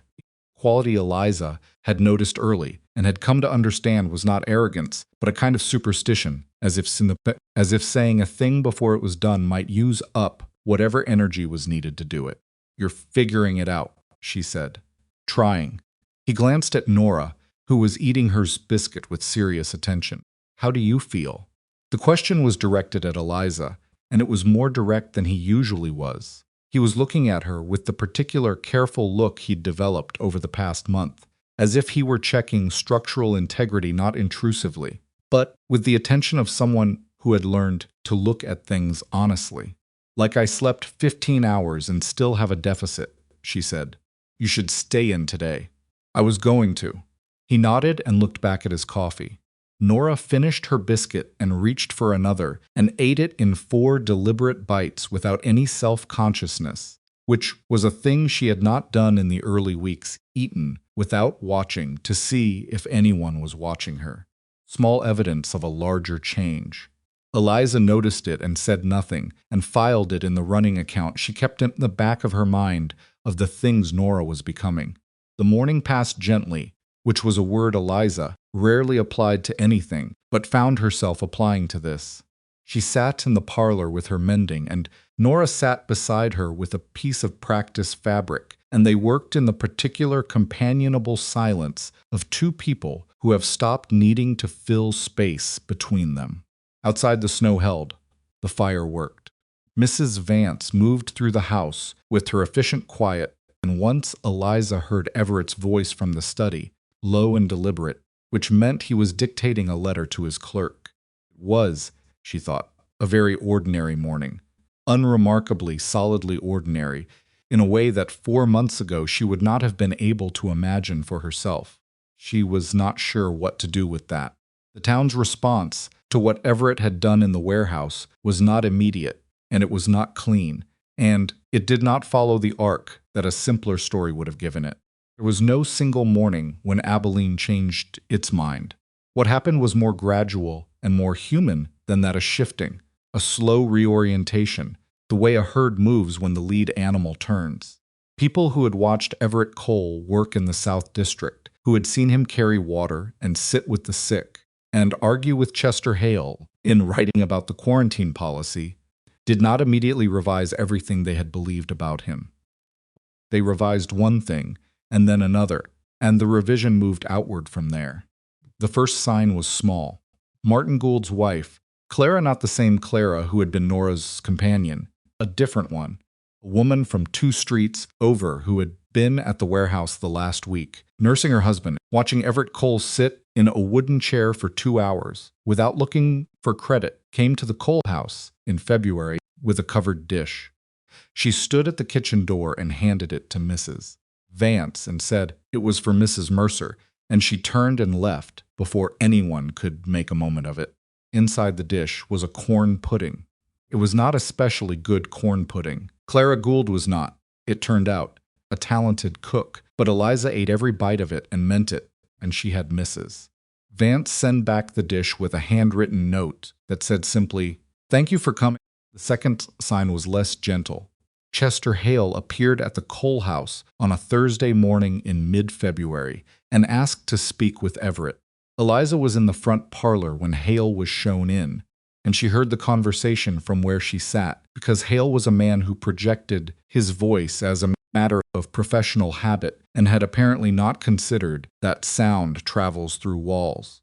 What she heard was Hale telling Everett that the town council had voted to formally recognize the use of Everett's warehouse as a community response to the fever outbreak, and that the council intended to propose that a portion of the town's emergency fund be applied to cover some of the costs. Everett said he didn't want the town's money. Hale said it wasn't about what Everett wanted. It was about public accounting. Everett said the public accounting could show the warehouse as a private contribution, and leave it there. There was a pause. Then Hale said, in a lower register that Eliza had to strain to catch, "What you're doing the land. The marsh deed. People are talking about it." "I expect they are," Everett said. "It makes some people uncomfortable." "I expect it does. It implies criticism of—" Hale stopped. Then, of the way business has been done in this county. "That's because it is criticism," Everett said. "Of the way I did business. I'm not asking anyone else to account for themselves. Just me." Hale left shortly after. Eliza went back to her mending and said nothing to Everett about what she'd heard, and Everett did not mention the conversation. But she noticed that evening that he seemed lighter, not happy, exactly. But the way a man looks after, he has put down a weight he'd been carrying, so long he'd stopped noticing it. February turned into March, and March was when things between Eliza and Everett shifted in a way that neither of them had planned and both of them had, with varying degrees of honesty, been aware was approaching. It did not happen dramatically. They were not that kind of people, or perhaps the situation had not left them energy for drama. What happened was incremental, a series of small moments that accumulated the way the quilt had accumulated, piece by piece, until the shape of the whole became clear. There was the evening Everett came into the parlor while Eliza was working, and, instead of saying what he'd come to say, sat down in the chair across from her and simply stayed, reading a newspaper, for 2 hours. He had done this before, sat in that room while she worked, but this time he fell asleep in the chair, which men of Everett Cole's particular self-management did not generally do in the presence of people they were not deeply comfortable with. He woke with a start at 9 o'clock and looked, for one unguarded moment, entirely young. And then his face rearranged itself, and he said something about the time and left. Eliza went back to her needle and worked for another hour, with a careful expression that hid nothing from herself. There was the morning, Nora asked, at breakfast, whether Eliza was going to stay. "Stay where?" Eliza said. "Here." Nora said it simply, as if the word covered obvious ground. Everett, across the table, went still over his coffee. "I'm here now," Eliza said carefully. "I know you're here now," Nora said. "I mean always." The word always sat at the table with all three of them for a moment. Eliza found a specific interest in her plate. Everett set down his cup with a click that was slightly louder than necessary. "That's something for later," Eliza said. Nora looked between them with the assessing gaze of a child who understands she is not getting the full account. "Okay," she said, with the tone of someone marking a subject for return, and went back to her eggs.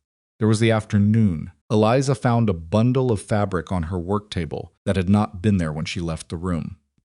She examined it and found it was a collection of cloth pieces of unusual quality, not scraps, but deliberate cuts from fabric she didn't recognize, clearly sourced with care.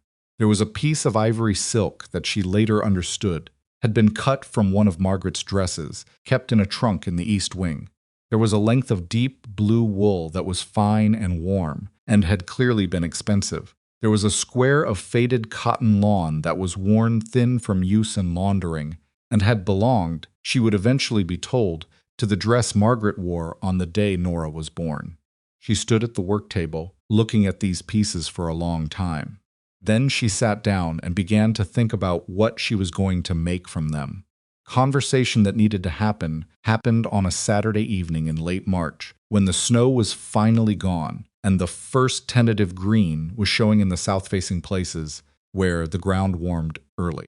Everett found her in the garden, not a grand garden, just the kitchen garden on the east side of the house where Mrs. Vance grew the things she needed and where Eliza had taken to walking in the evenings when the light lasted long enough. She was standing at the far end looking at the bare soil with her hands in her coat pockets, and she heard him coming because he walked the way he did everything, directly, without hesitation, as if the ground between where he was and where he was going was simply distance to be covered. He stood beside her. They looked at the garden together for a moment. "I want to ask you something," he said. "All right.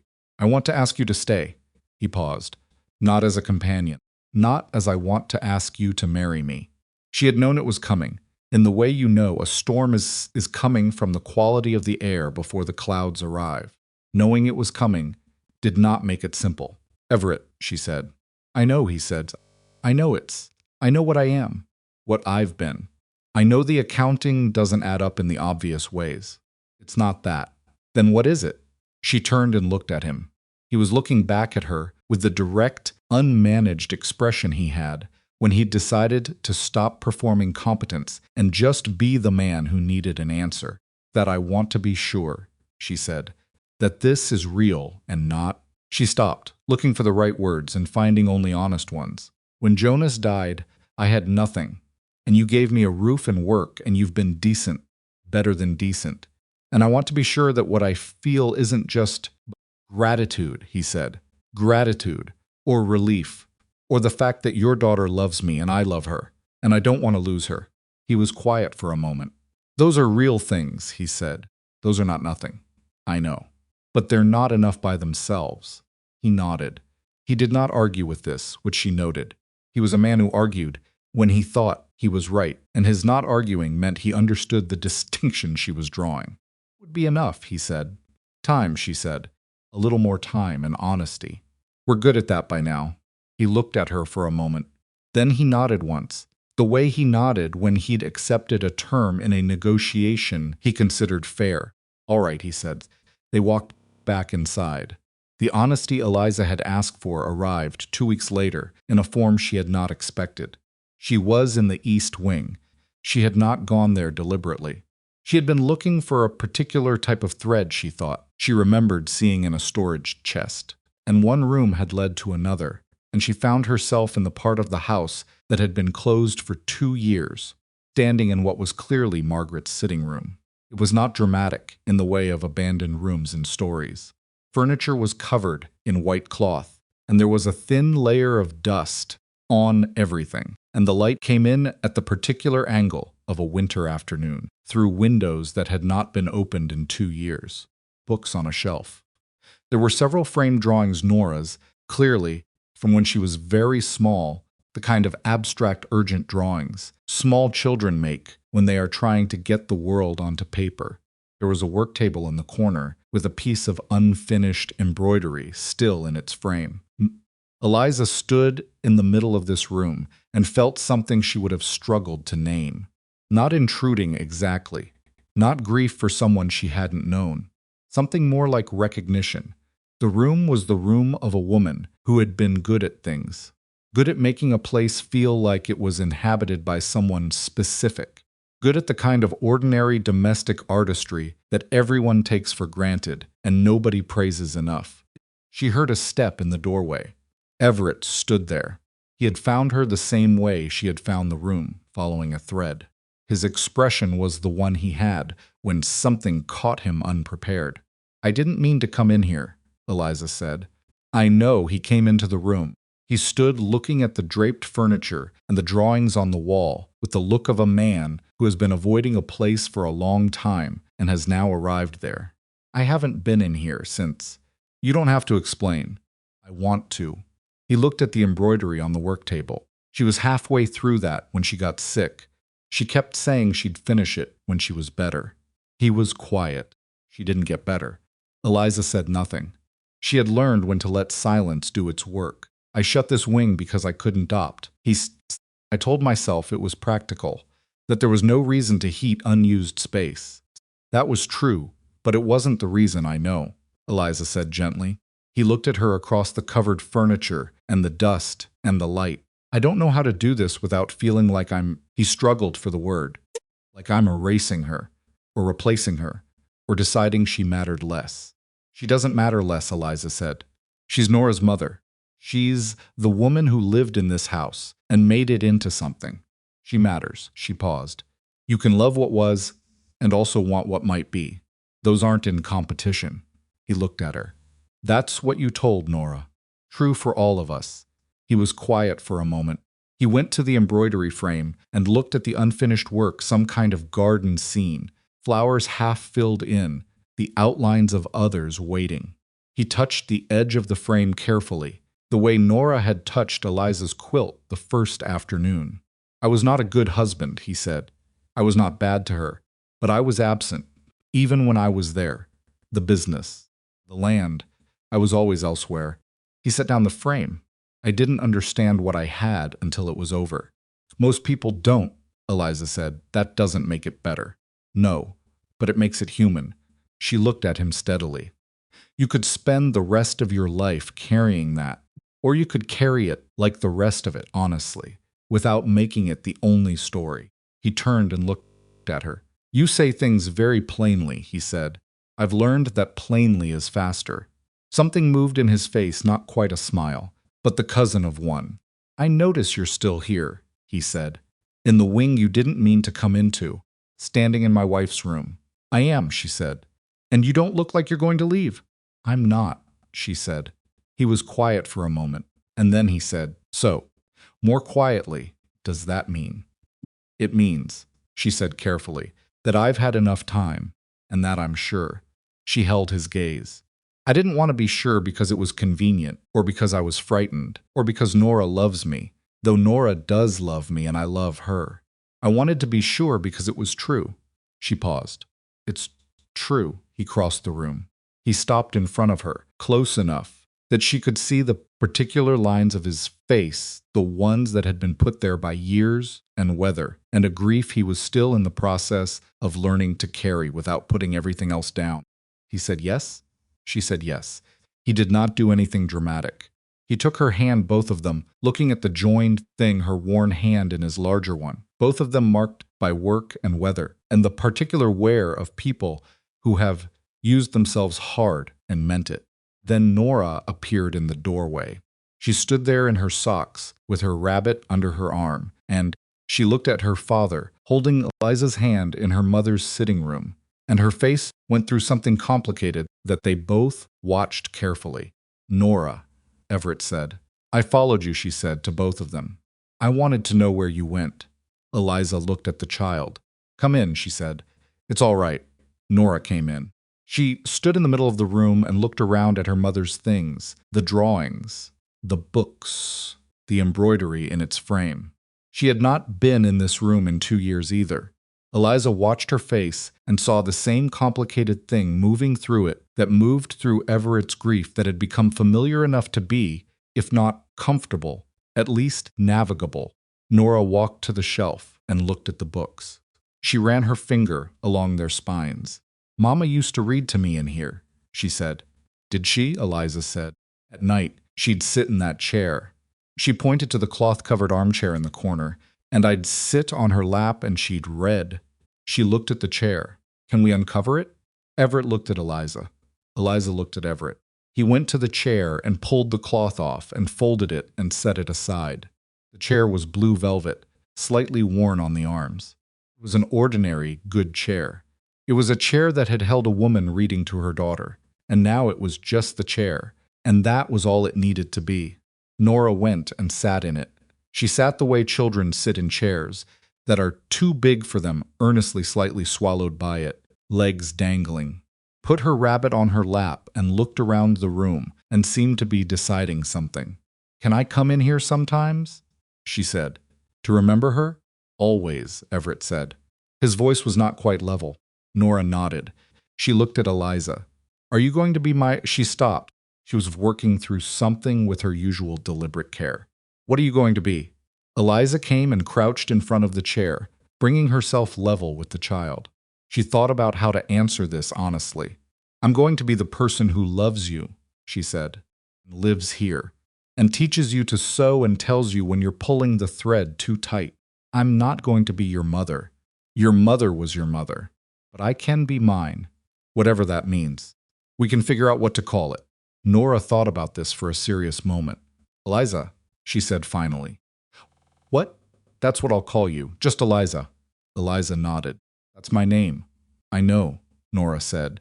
But it's also, she struggled for a moment. It's also what you are to us. Just you, Eliza. Eliza put a hand on the child's knee. She held it there. Everett was standing in the middle of his wife's room with his coat on and dust on his boots and the look of a man who has arrived somewhere he had not known he was trying to get to, and he was doing that thing men do when they are feeling more than they have language for, which is to make their faces very still and look at something else, briefly. He looked at the embroidery frame. He said, "I'll have Mrs. Vance open this wing again." "Good," Eliza said. "It shouldn't be closed." "No," she agreed. The three of them stayed in the room for a while longer. Nora sat in the blue chair and held her rabbit and remembered her mother, or did whatever 7-year-olds do. That is like remembering but has its own quality, its own texture of loss and presence that adults can't quite access anymore. Eliza stood beside Everett, and he put his hand on the small of her back. For just a moment, a quiet, unremarkable gesture, and she let it be there. She finished the quilt on a Tuesday evening in April. It had taken her most of the winter, worked in the margins of everything else, the warehouse, the nursing, the slow accumulation of Nora's words, the quiet, difficult business of becoming necessary to people. She had worked on it, the way she worked on everything, steadily, without rushing, fixing her mistakes without pretending they weren't mistakes. She spread it on the parlor floor to look at it whole, and Mrs. Vance came in and looked at it, and Nora sat on the floor beside it and ran her hands over the different textures, naming the pieces she recognized, the yellow thread she had chosen, the blue that was like the sky trying to be cold, the dark red from the dance dress. There was the ivory silk from Margaret's dress. There was the deep blue wool Everett had provided without explanation. There was the cotton lawn that had been worn thin by a life. There were pieces of Eliza's own brown dress, from the first winter, the one she had been wearing on the crate between the buildings. She had cut it carefully after it became too worn to wear, keeping the parts that were still good, which was a habit of mine she applied to most things. The quilt was not beautiful in the way of things made to be admired. It was beautiful in the way of things made to be used irregular, dense, fully itself, holding its history without apology. Everett came in and stood in the doorway and looked at it. "That's remarkable," he said. "It's a quilt," she said. "Keeps people warm." "I know what it is," he said. He came in and looked at it more closely. "I can see the pieces." "Supposed to." Nora pointed at the ivory silk. "Is that Mama's?" "Yes," Eliza said. Nora touched it carefully. "It's soft." "She had good taste," Eliza said. Nora traced the border of the panel, the way she traced things she wanted to understand. "It's like she's in it," she said. "That's the idea," Eliza said. Nora looked up at her. "And you're in it too. The brown is mine, and the yellow thread. That's yours, actually. You chose it." Nora looked at the quilt with the expression she reserved for things that required proper consideration. Then she said, "So we're all in it." "We are," Eliza said. Nora nodded once. She found this satisfactory. She stood up and went to find her practice fabric, because she had been working on a small square of her own, and it was nearly finished, and she had opinions about what color to use for the border. Everett was quiet for a moment. Then he said, "We should talk about the wedding." "We should," Eliza agreed. She began folding the quilt. "Nothing large." "No," he said, "something real. That's what I mean." She smoothed the last fold. "Something real." He crossed the room and took the other end of the quilt and helped her fold it, which she had not asked for, and which he offered without making it into anything. They folded it together, the way people who live and work alongside each other fold things practically, with the easy physical awareness of two people who have learned each other's reach. "June," he said. "June is good," she said. They finished folding, took the quilt and set it on the chair. Outside, April was doing its uncertain best warm days and cold nights, and the particular restlessness of a Kansas spring that knows it will eventually commit but hasn't decided yet. Cottonwoods along the creek were beginning to show their first soft green. The south-facing slopes where the cattle had waded out, the winter, were brightening. The warehouse on the north edge of the rail yard stood empty now, back to being a warehouse. But it was not quite the same warehouse it had been before. Several of the families from the South District had come to help clean it out when the fever was over, and one of the loading dock men had done some repairs on the north wall without being asked, and Everett had said nothing about this, except to make sure the man was paid for his time, which the man had refused, and they had arrived at a compromise that both of them considered marginally unsatisfying, and therefore probably fair. Daniel Marsh had his deed.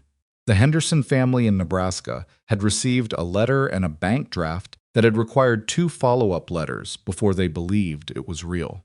The Weaver situation was still being untangled and would take another year to resolve, but it was being untangled, which was the relevant fact.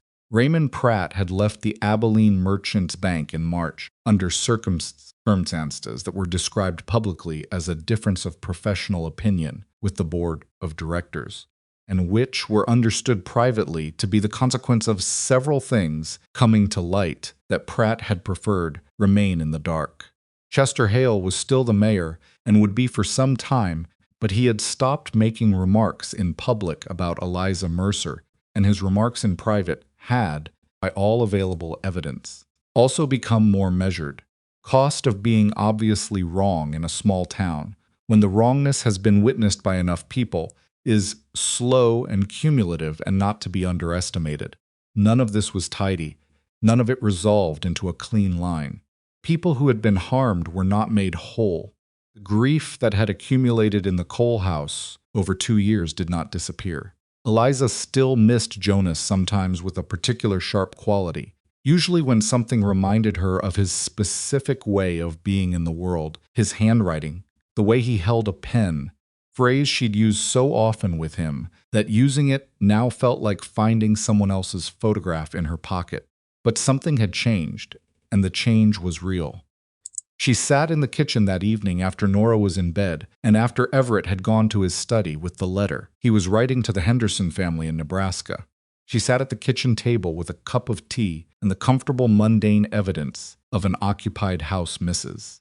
Vance's clean pots on the shelf, the smell of the wood stove, the low sound of wind outside working itself up into something more serious. Thought about the crate between the buildings. She thought about how she had sat there in the punishing July heat, sewing because she was a person who sewed, who finished things, who stayed with what she'd started. She thought about how small she had felt, and how invisible, and how the only thing she had trusted was that small work done honestly mattered, even when no one was watching it. Thought about a child in a white dress, who had walked across the street with the certainty of someone following a compass needle. She picked up her tea. It was the right temperature now. She drank it and thought about June. June came to Abilene the way good things sometimes come quietly, without announcement, as if it had been there all along, and was simply waiting for everyone to notice. The morning of the wedding was overcast. Not the heavy bruised overcast of a storm coming, but the soft gray kind that diffuses light evenly across everything and makes colors seem more themselves. Eliza stood at the window of her room, still with the east-facing window and the narrow bed, though the bed had a different quilt on it now, one she'd made through the winter, and looked out at the sky and thought that this was actually better than sun. Sun on a day like this would have felt theatrical. This felt honest. Mrs. Vance knocked at 8:30.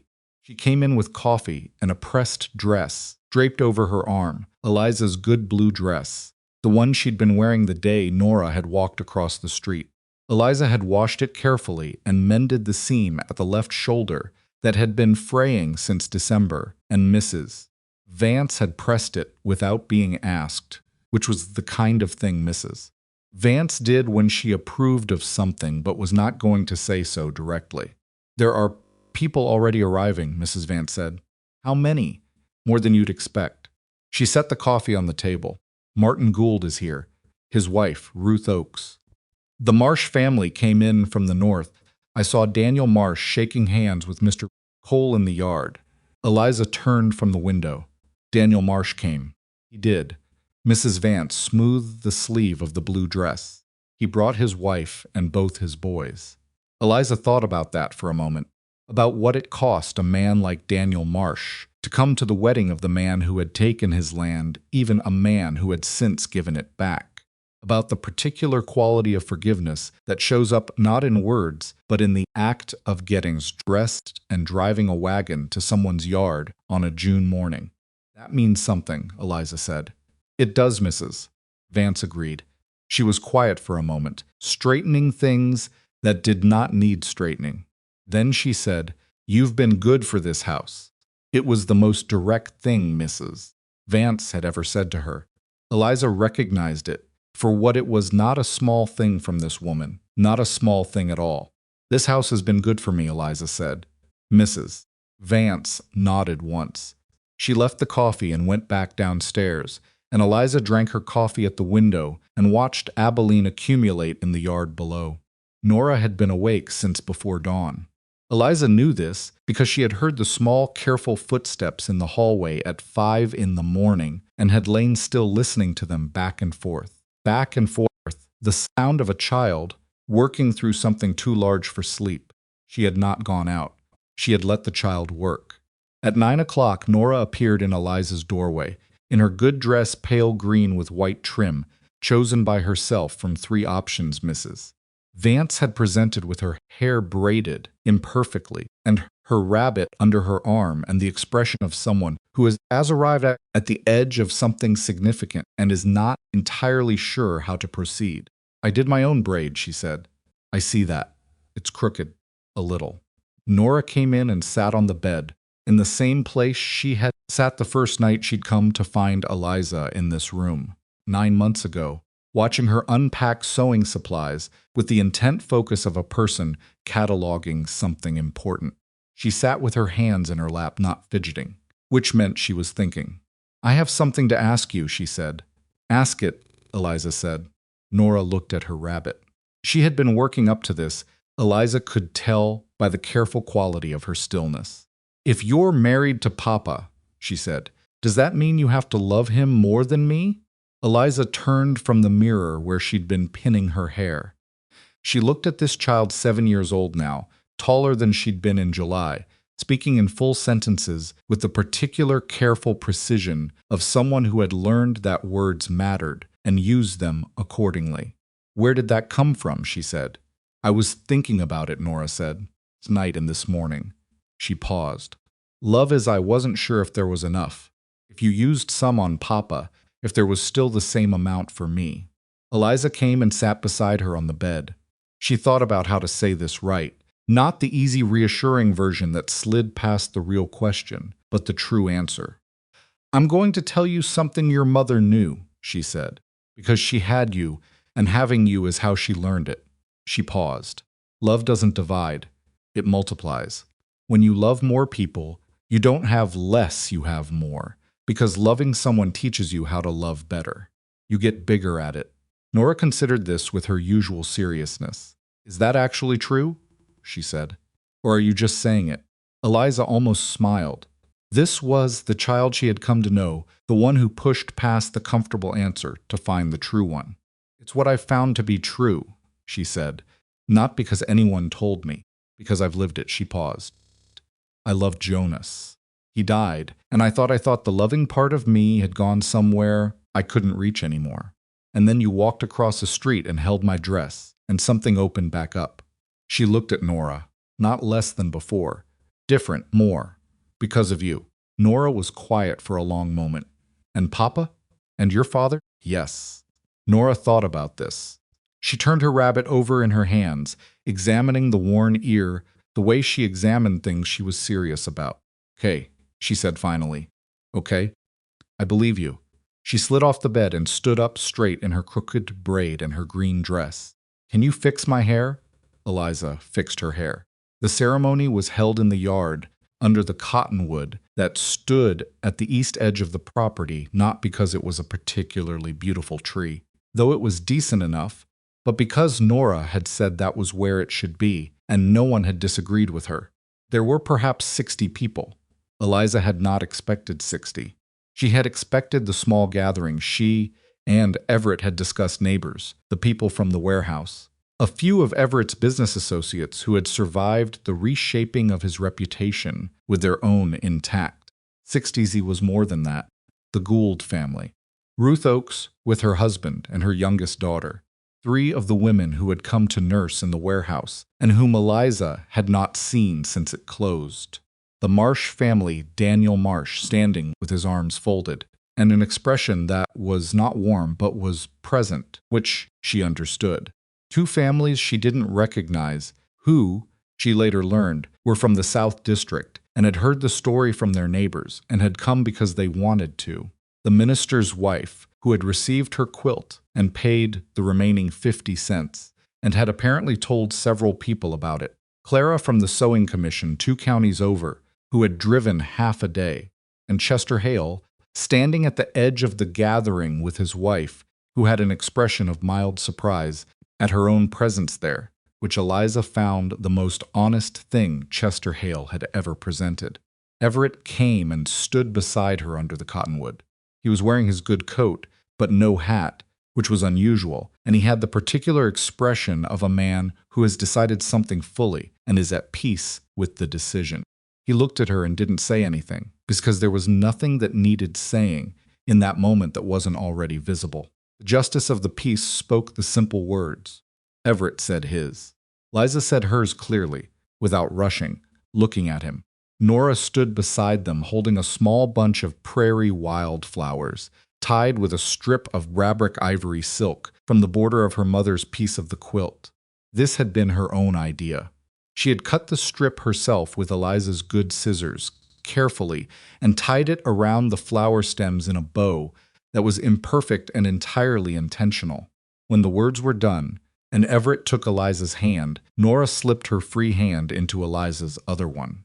Eliza held the child's hand and felt the weight of it warm and small and real, and the weight of Everett's on the other side. And she stood between them in the soft, gray June light and felt the specific complexity of a full life, which is never simply happy, but is something larger and more durable than happiness. 60 people in a yard on a June morning, coffee and cornbread, and something stronger for those who wanted it. Martin Gould shook Everett's hand for a long time without speaking. Daniel Marsh spoke to Everett briefly, privately, and Eliza did not hear what was said, but she saw Everett's face afterward and understood that something necessary had been exchanged. Ruth Oakes found Eliza by the food table and said, "You know what you did in that warehouse is still talked about." "We did it together," Eliza said. "You organized it," Ruth said. "Don't put that somewhere it doesn't belong. You organized it, and you kept people from losing their nerve." She paused. "I've seen people lose their nerve in a crisis. You didn't." "I was frightened the whole time," Eliza said. "I know," Ruth said. "That's what I mean." The changes Everett had put in motion through the winter and spring continued through the summer and into the following year. And they did not resolve quickly or without cost, because real changes rarely do. The Weaver situation took 14 months to untangle and ended in a compromise that satisfied no one entirely, and everyone partially, which Eliza's lawyer, a young woman named Hart, who had come to Abilene the previous autumn, and whom Eliza had recommended to Everett after observing her handle a difficult situation with a tenant family, described as the most functional outcome available.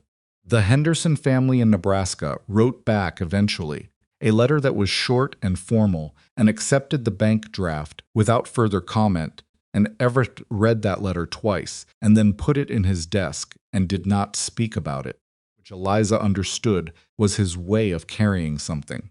He donated the converted warehouse, cleaned, repaired, and formally outfitted to the county as a public medical facility.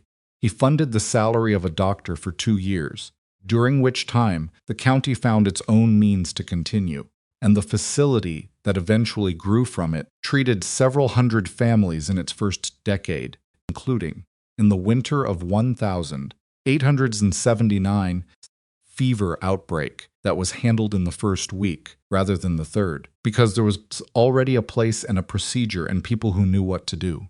He established a library in a building on the edge of the main street, with 2 rooms and a collection of 300 books that he purchased from a retiring schoolteacher in Topeka, and that Nora spent a full Saturday arranging on the shelves by a system of her own design that defied conventional logic and made complete sense once she explained it. The library was open to anyone. The sign above the door was plain wood with plain letters, and Eliza had suggested this, and Everett had agreed without argument. None of this remade the ledger of what he had done. He knew this. Eliza knew this. They had talked about it once. Directly. In the spring of the second year, and Everett had said something that she had not expected. I'm not building these things to balance anything. I'm building them because the town needs them, and I have the means, and there's nothing else worth doing with what I have. She had looked at him for a moment. That's the first time you've said something like that, and sounded like you meant it all the way down, she said. I do mean it, he said. I know, she said. That's what I'm saying. Nora's voice came back the rest of the way in the fall of 1876, which was not a dramatic moment, but a gradual one, the way a color deepens as the light changes, until one day you realize the room looks different and you can't say exactly when it changed. Talked constantly. She asked questions about everything. She drove Mrs. Vance to distraction with requests to explain how bread rose and why the cellar stayed cool in summer, and whether a person could train a horse to understand more words than it usually did. She followed Eliza through the house asking questions that sounded simple and weren't. Why did some marriages work and others didn't? Why did some people get mean when they were sad instead of soft? Why did the families in the South District live in smaller houses if building bigger ones wasn't that much harder? All of them. Not always fully, not always correctly, but honestly, and with the same respect she brought to the child stitching, taking the question seriously, not rushing it, letting the answer be as complicated as it actually was. It was this quality, this willingness to answer without simplifying, that Nora carried forward. Eliza only understood this in retrospect. Years later, when she watched Nora teach, Nora began as a school teacher in Abilene in 1887 when she was 18 years old. She taught for 31 years. She was not a soft teacher. She was a precise one, exacting about accuracy, impatient with sloppiness, genuinely delighted by any student who pushed back on something she'd said with a better answer. Former students talked about her for decades. The way people talk about teachers who changed the direction of something in them, not fondly and vaguely, but specifically with the details that mean the memory is real. She kept the rabbit until it fell completely apart, around 1889. She kept the practice square of yellow thread stitching she'd made as a child, framed on the wall of her classroom, and she told students it was there to remind her that crooked work was the beginning of getting it right, not evidence of permanent failure. Eliza made quilts for most of the rest of her life. Not all of them were as considered as the one she spread on the parlor floor in April of 1876. Some were quick, functional, built from whatever was available because a family needed warmth, and that was the point. Some were gifts for Ruth Oakes when her youngest daughter married, for Daniel Marsh's wife when she was ill one winter, and Eliza drove out to the North property herself with it for the medical facility when it expanded its second ward, taught sewing to anyone who wanted to learn. She ran what became, informally, a class in the library on Tuesday afternoons, not announced or official, just a thing that happened because women started showing up with fabric, and she was already there. She was not a patient teacher in the way people mean when they say patient, as if it means slow and gentle, direct about mistakes, and clear about why they mattered. And she did not pretend bad work was good work, which was the kind of honesty people came back for. She wrote to her family in Indiana. Her sister wrote back, eventually, after a long silence that had its own complicated history. The correspondence was not warm at first. It became warmer slowly, over years, the way some things do when people decide that the cost of the distance is higher than the cost of the reaching. She missed Jonas in the particular way she had described to Nora, the feeling changing shape, becoming something she carried without putting everything else down, and kept his handwriting in a small box in her room. 2 letters he had written her when they were courting, before they married, when his optimism had been new enough to spill into everything he wrote. She read them sometimes, not to grieve, but to remember that he had been real, that his particular way of being in the world had existed and had mattered, and had shaped her in ways she was still discovering. She told Everett about the letters once, directly because she was a woman who believed that honesty extended to the uncomfortable truths that people in love with each other sometimes prefer to leave in the corners. He had said, "Do they help?" "Yes," she said. "Then keep them," he said. It was such a simple thing to say. She had loved him for it, the simplicity of it, the absence of any need to compete with a dead man, any requirement that she choose between the grief she was allowed and the life she was living. Everett Cole died in the winter of 1901, at 67 years old, of a heart that had been working harder than it let on for some time. He died in his own bed, in the house on the east edge of Abilene, with Eliza beside him and Nora in the chair by the window, and the quilt across his legs, the original quilt, the one with all the pieces, retrieved from its place of honor and put to its intended use. He had time to say things, and he said them.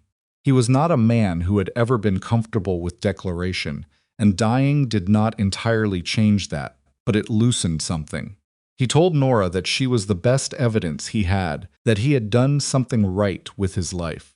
He told Eliza this part was private and stayed that way, something that she held in the way. She held Jonas's letter, not as grief but as the real and permanent record of a thing that had existed.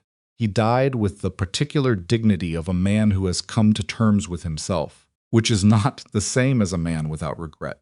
He had regret.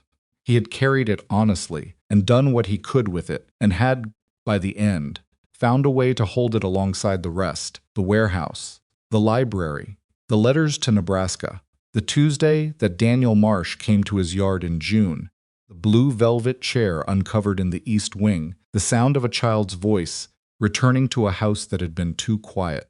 He died, surrounded by the family he had not believed he could have again.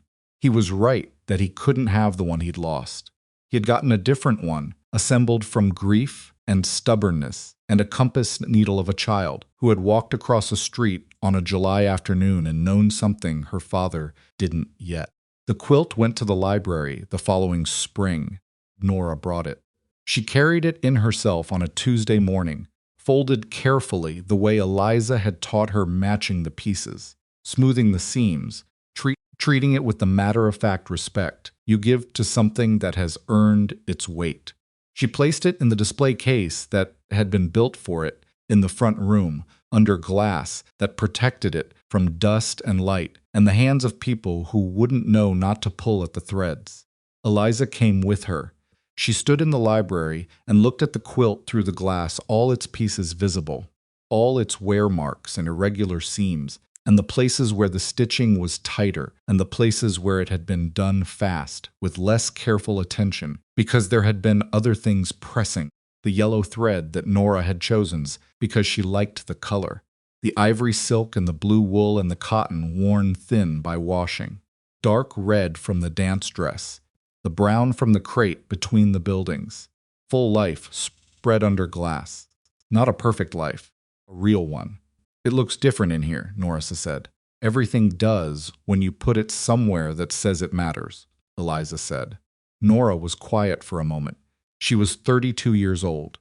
She had her father's directness and her own particular stillness, not the silence of a grieving child, but the quiet of a woman who knew the weight of words and chose them accordingly. "Do you think people will understand it?" Nora asked. "When they look at it?" Eliza considered this honestly. "Some will," she said. "Some will see an old quilt. That's all right. A quilt is still useful even when people don't know its story. And the ones who do know, they'll see what it is," Eliza said, "which is just people. Just the evidence of what people do when they stay." Nora looked at her. "When they stay," she repeated. "That's most of it," Eliza said. "Not the big choices. Not the dramatic moments. Just staying. When it's hard. When you don't know how it's going to come out. When the work is slow and the results aren't visible yet." She looked at the quilt through the glass, staying and doing the small thing that's in front of you, because the small thing matters even when no one is watching it. Thought about the crate between the buildings, the needle moving in the heat, a child's feet in the dust, walking toward her with the certainty of someone who had found what she was looking for. She thought about how she had not known that afternoon that anything was coming. She had been sitting between two buildings town that had decided she was invisible, doing the work that was in front of her. Because there was nothing else to do, and the work was real and she was still there. That was all she had done. Stayed, done the work, let the child lean. And from that, somehow all of this, the library, quilt, the 60 people in the yard on a June morning, the warehouse that became a hospital, the library that gave a town's children something to read, Tuesday class, the decades of Nora's students who would become people who asked hard questions and expected honest answers and understood that crooked stitching was the beginning of getting it right. She was 71 years old and she was still there. She had outlived a husband she loved too early, and a husband she had not expected, and a grief she had thought would hollow her out.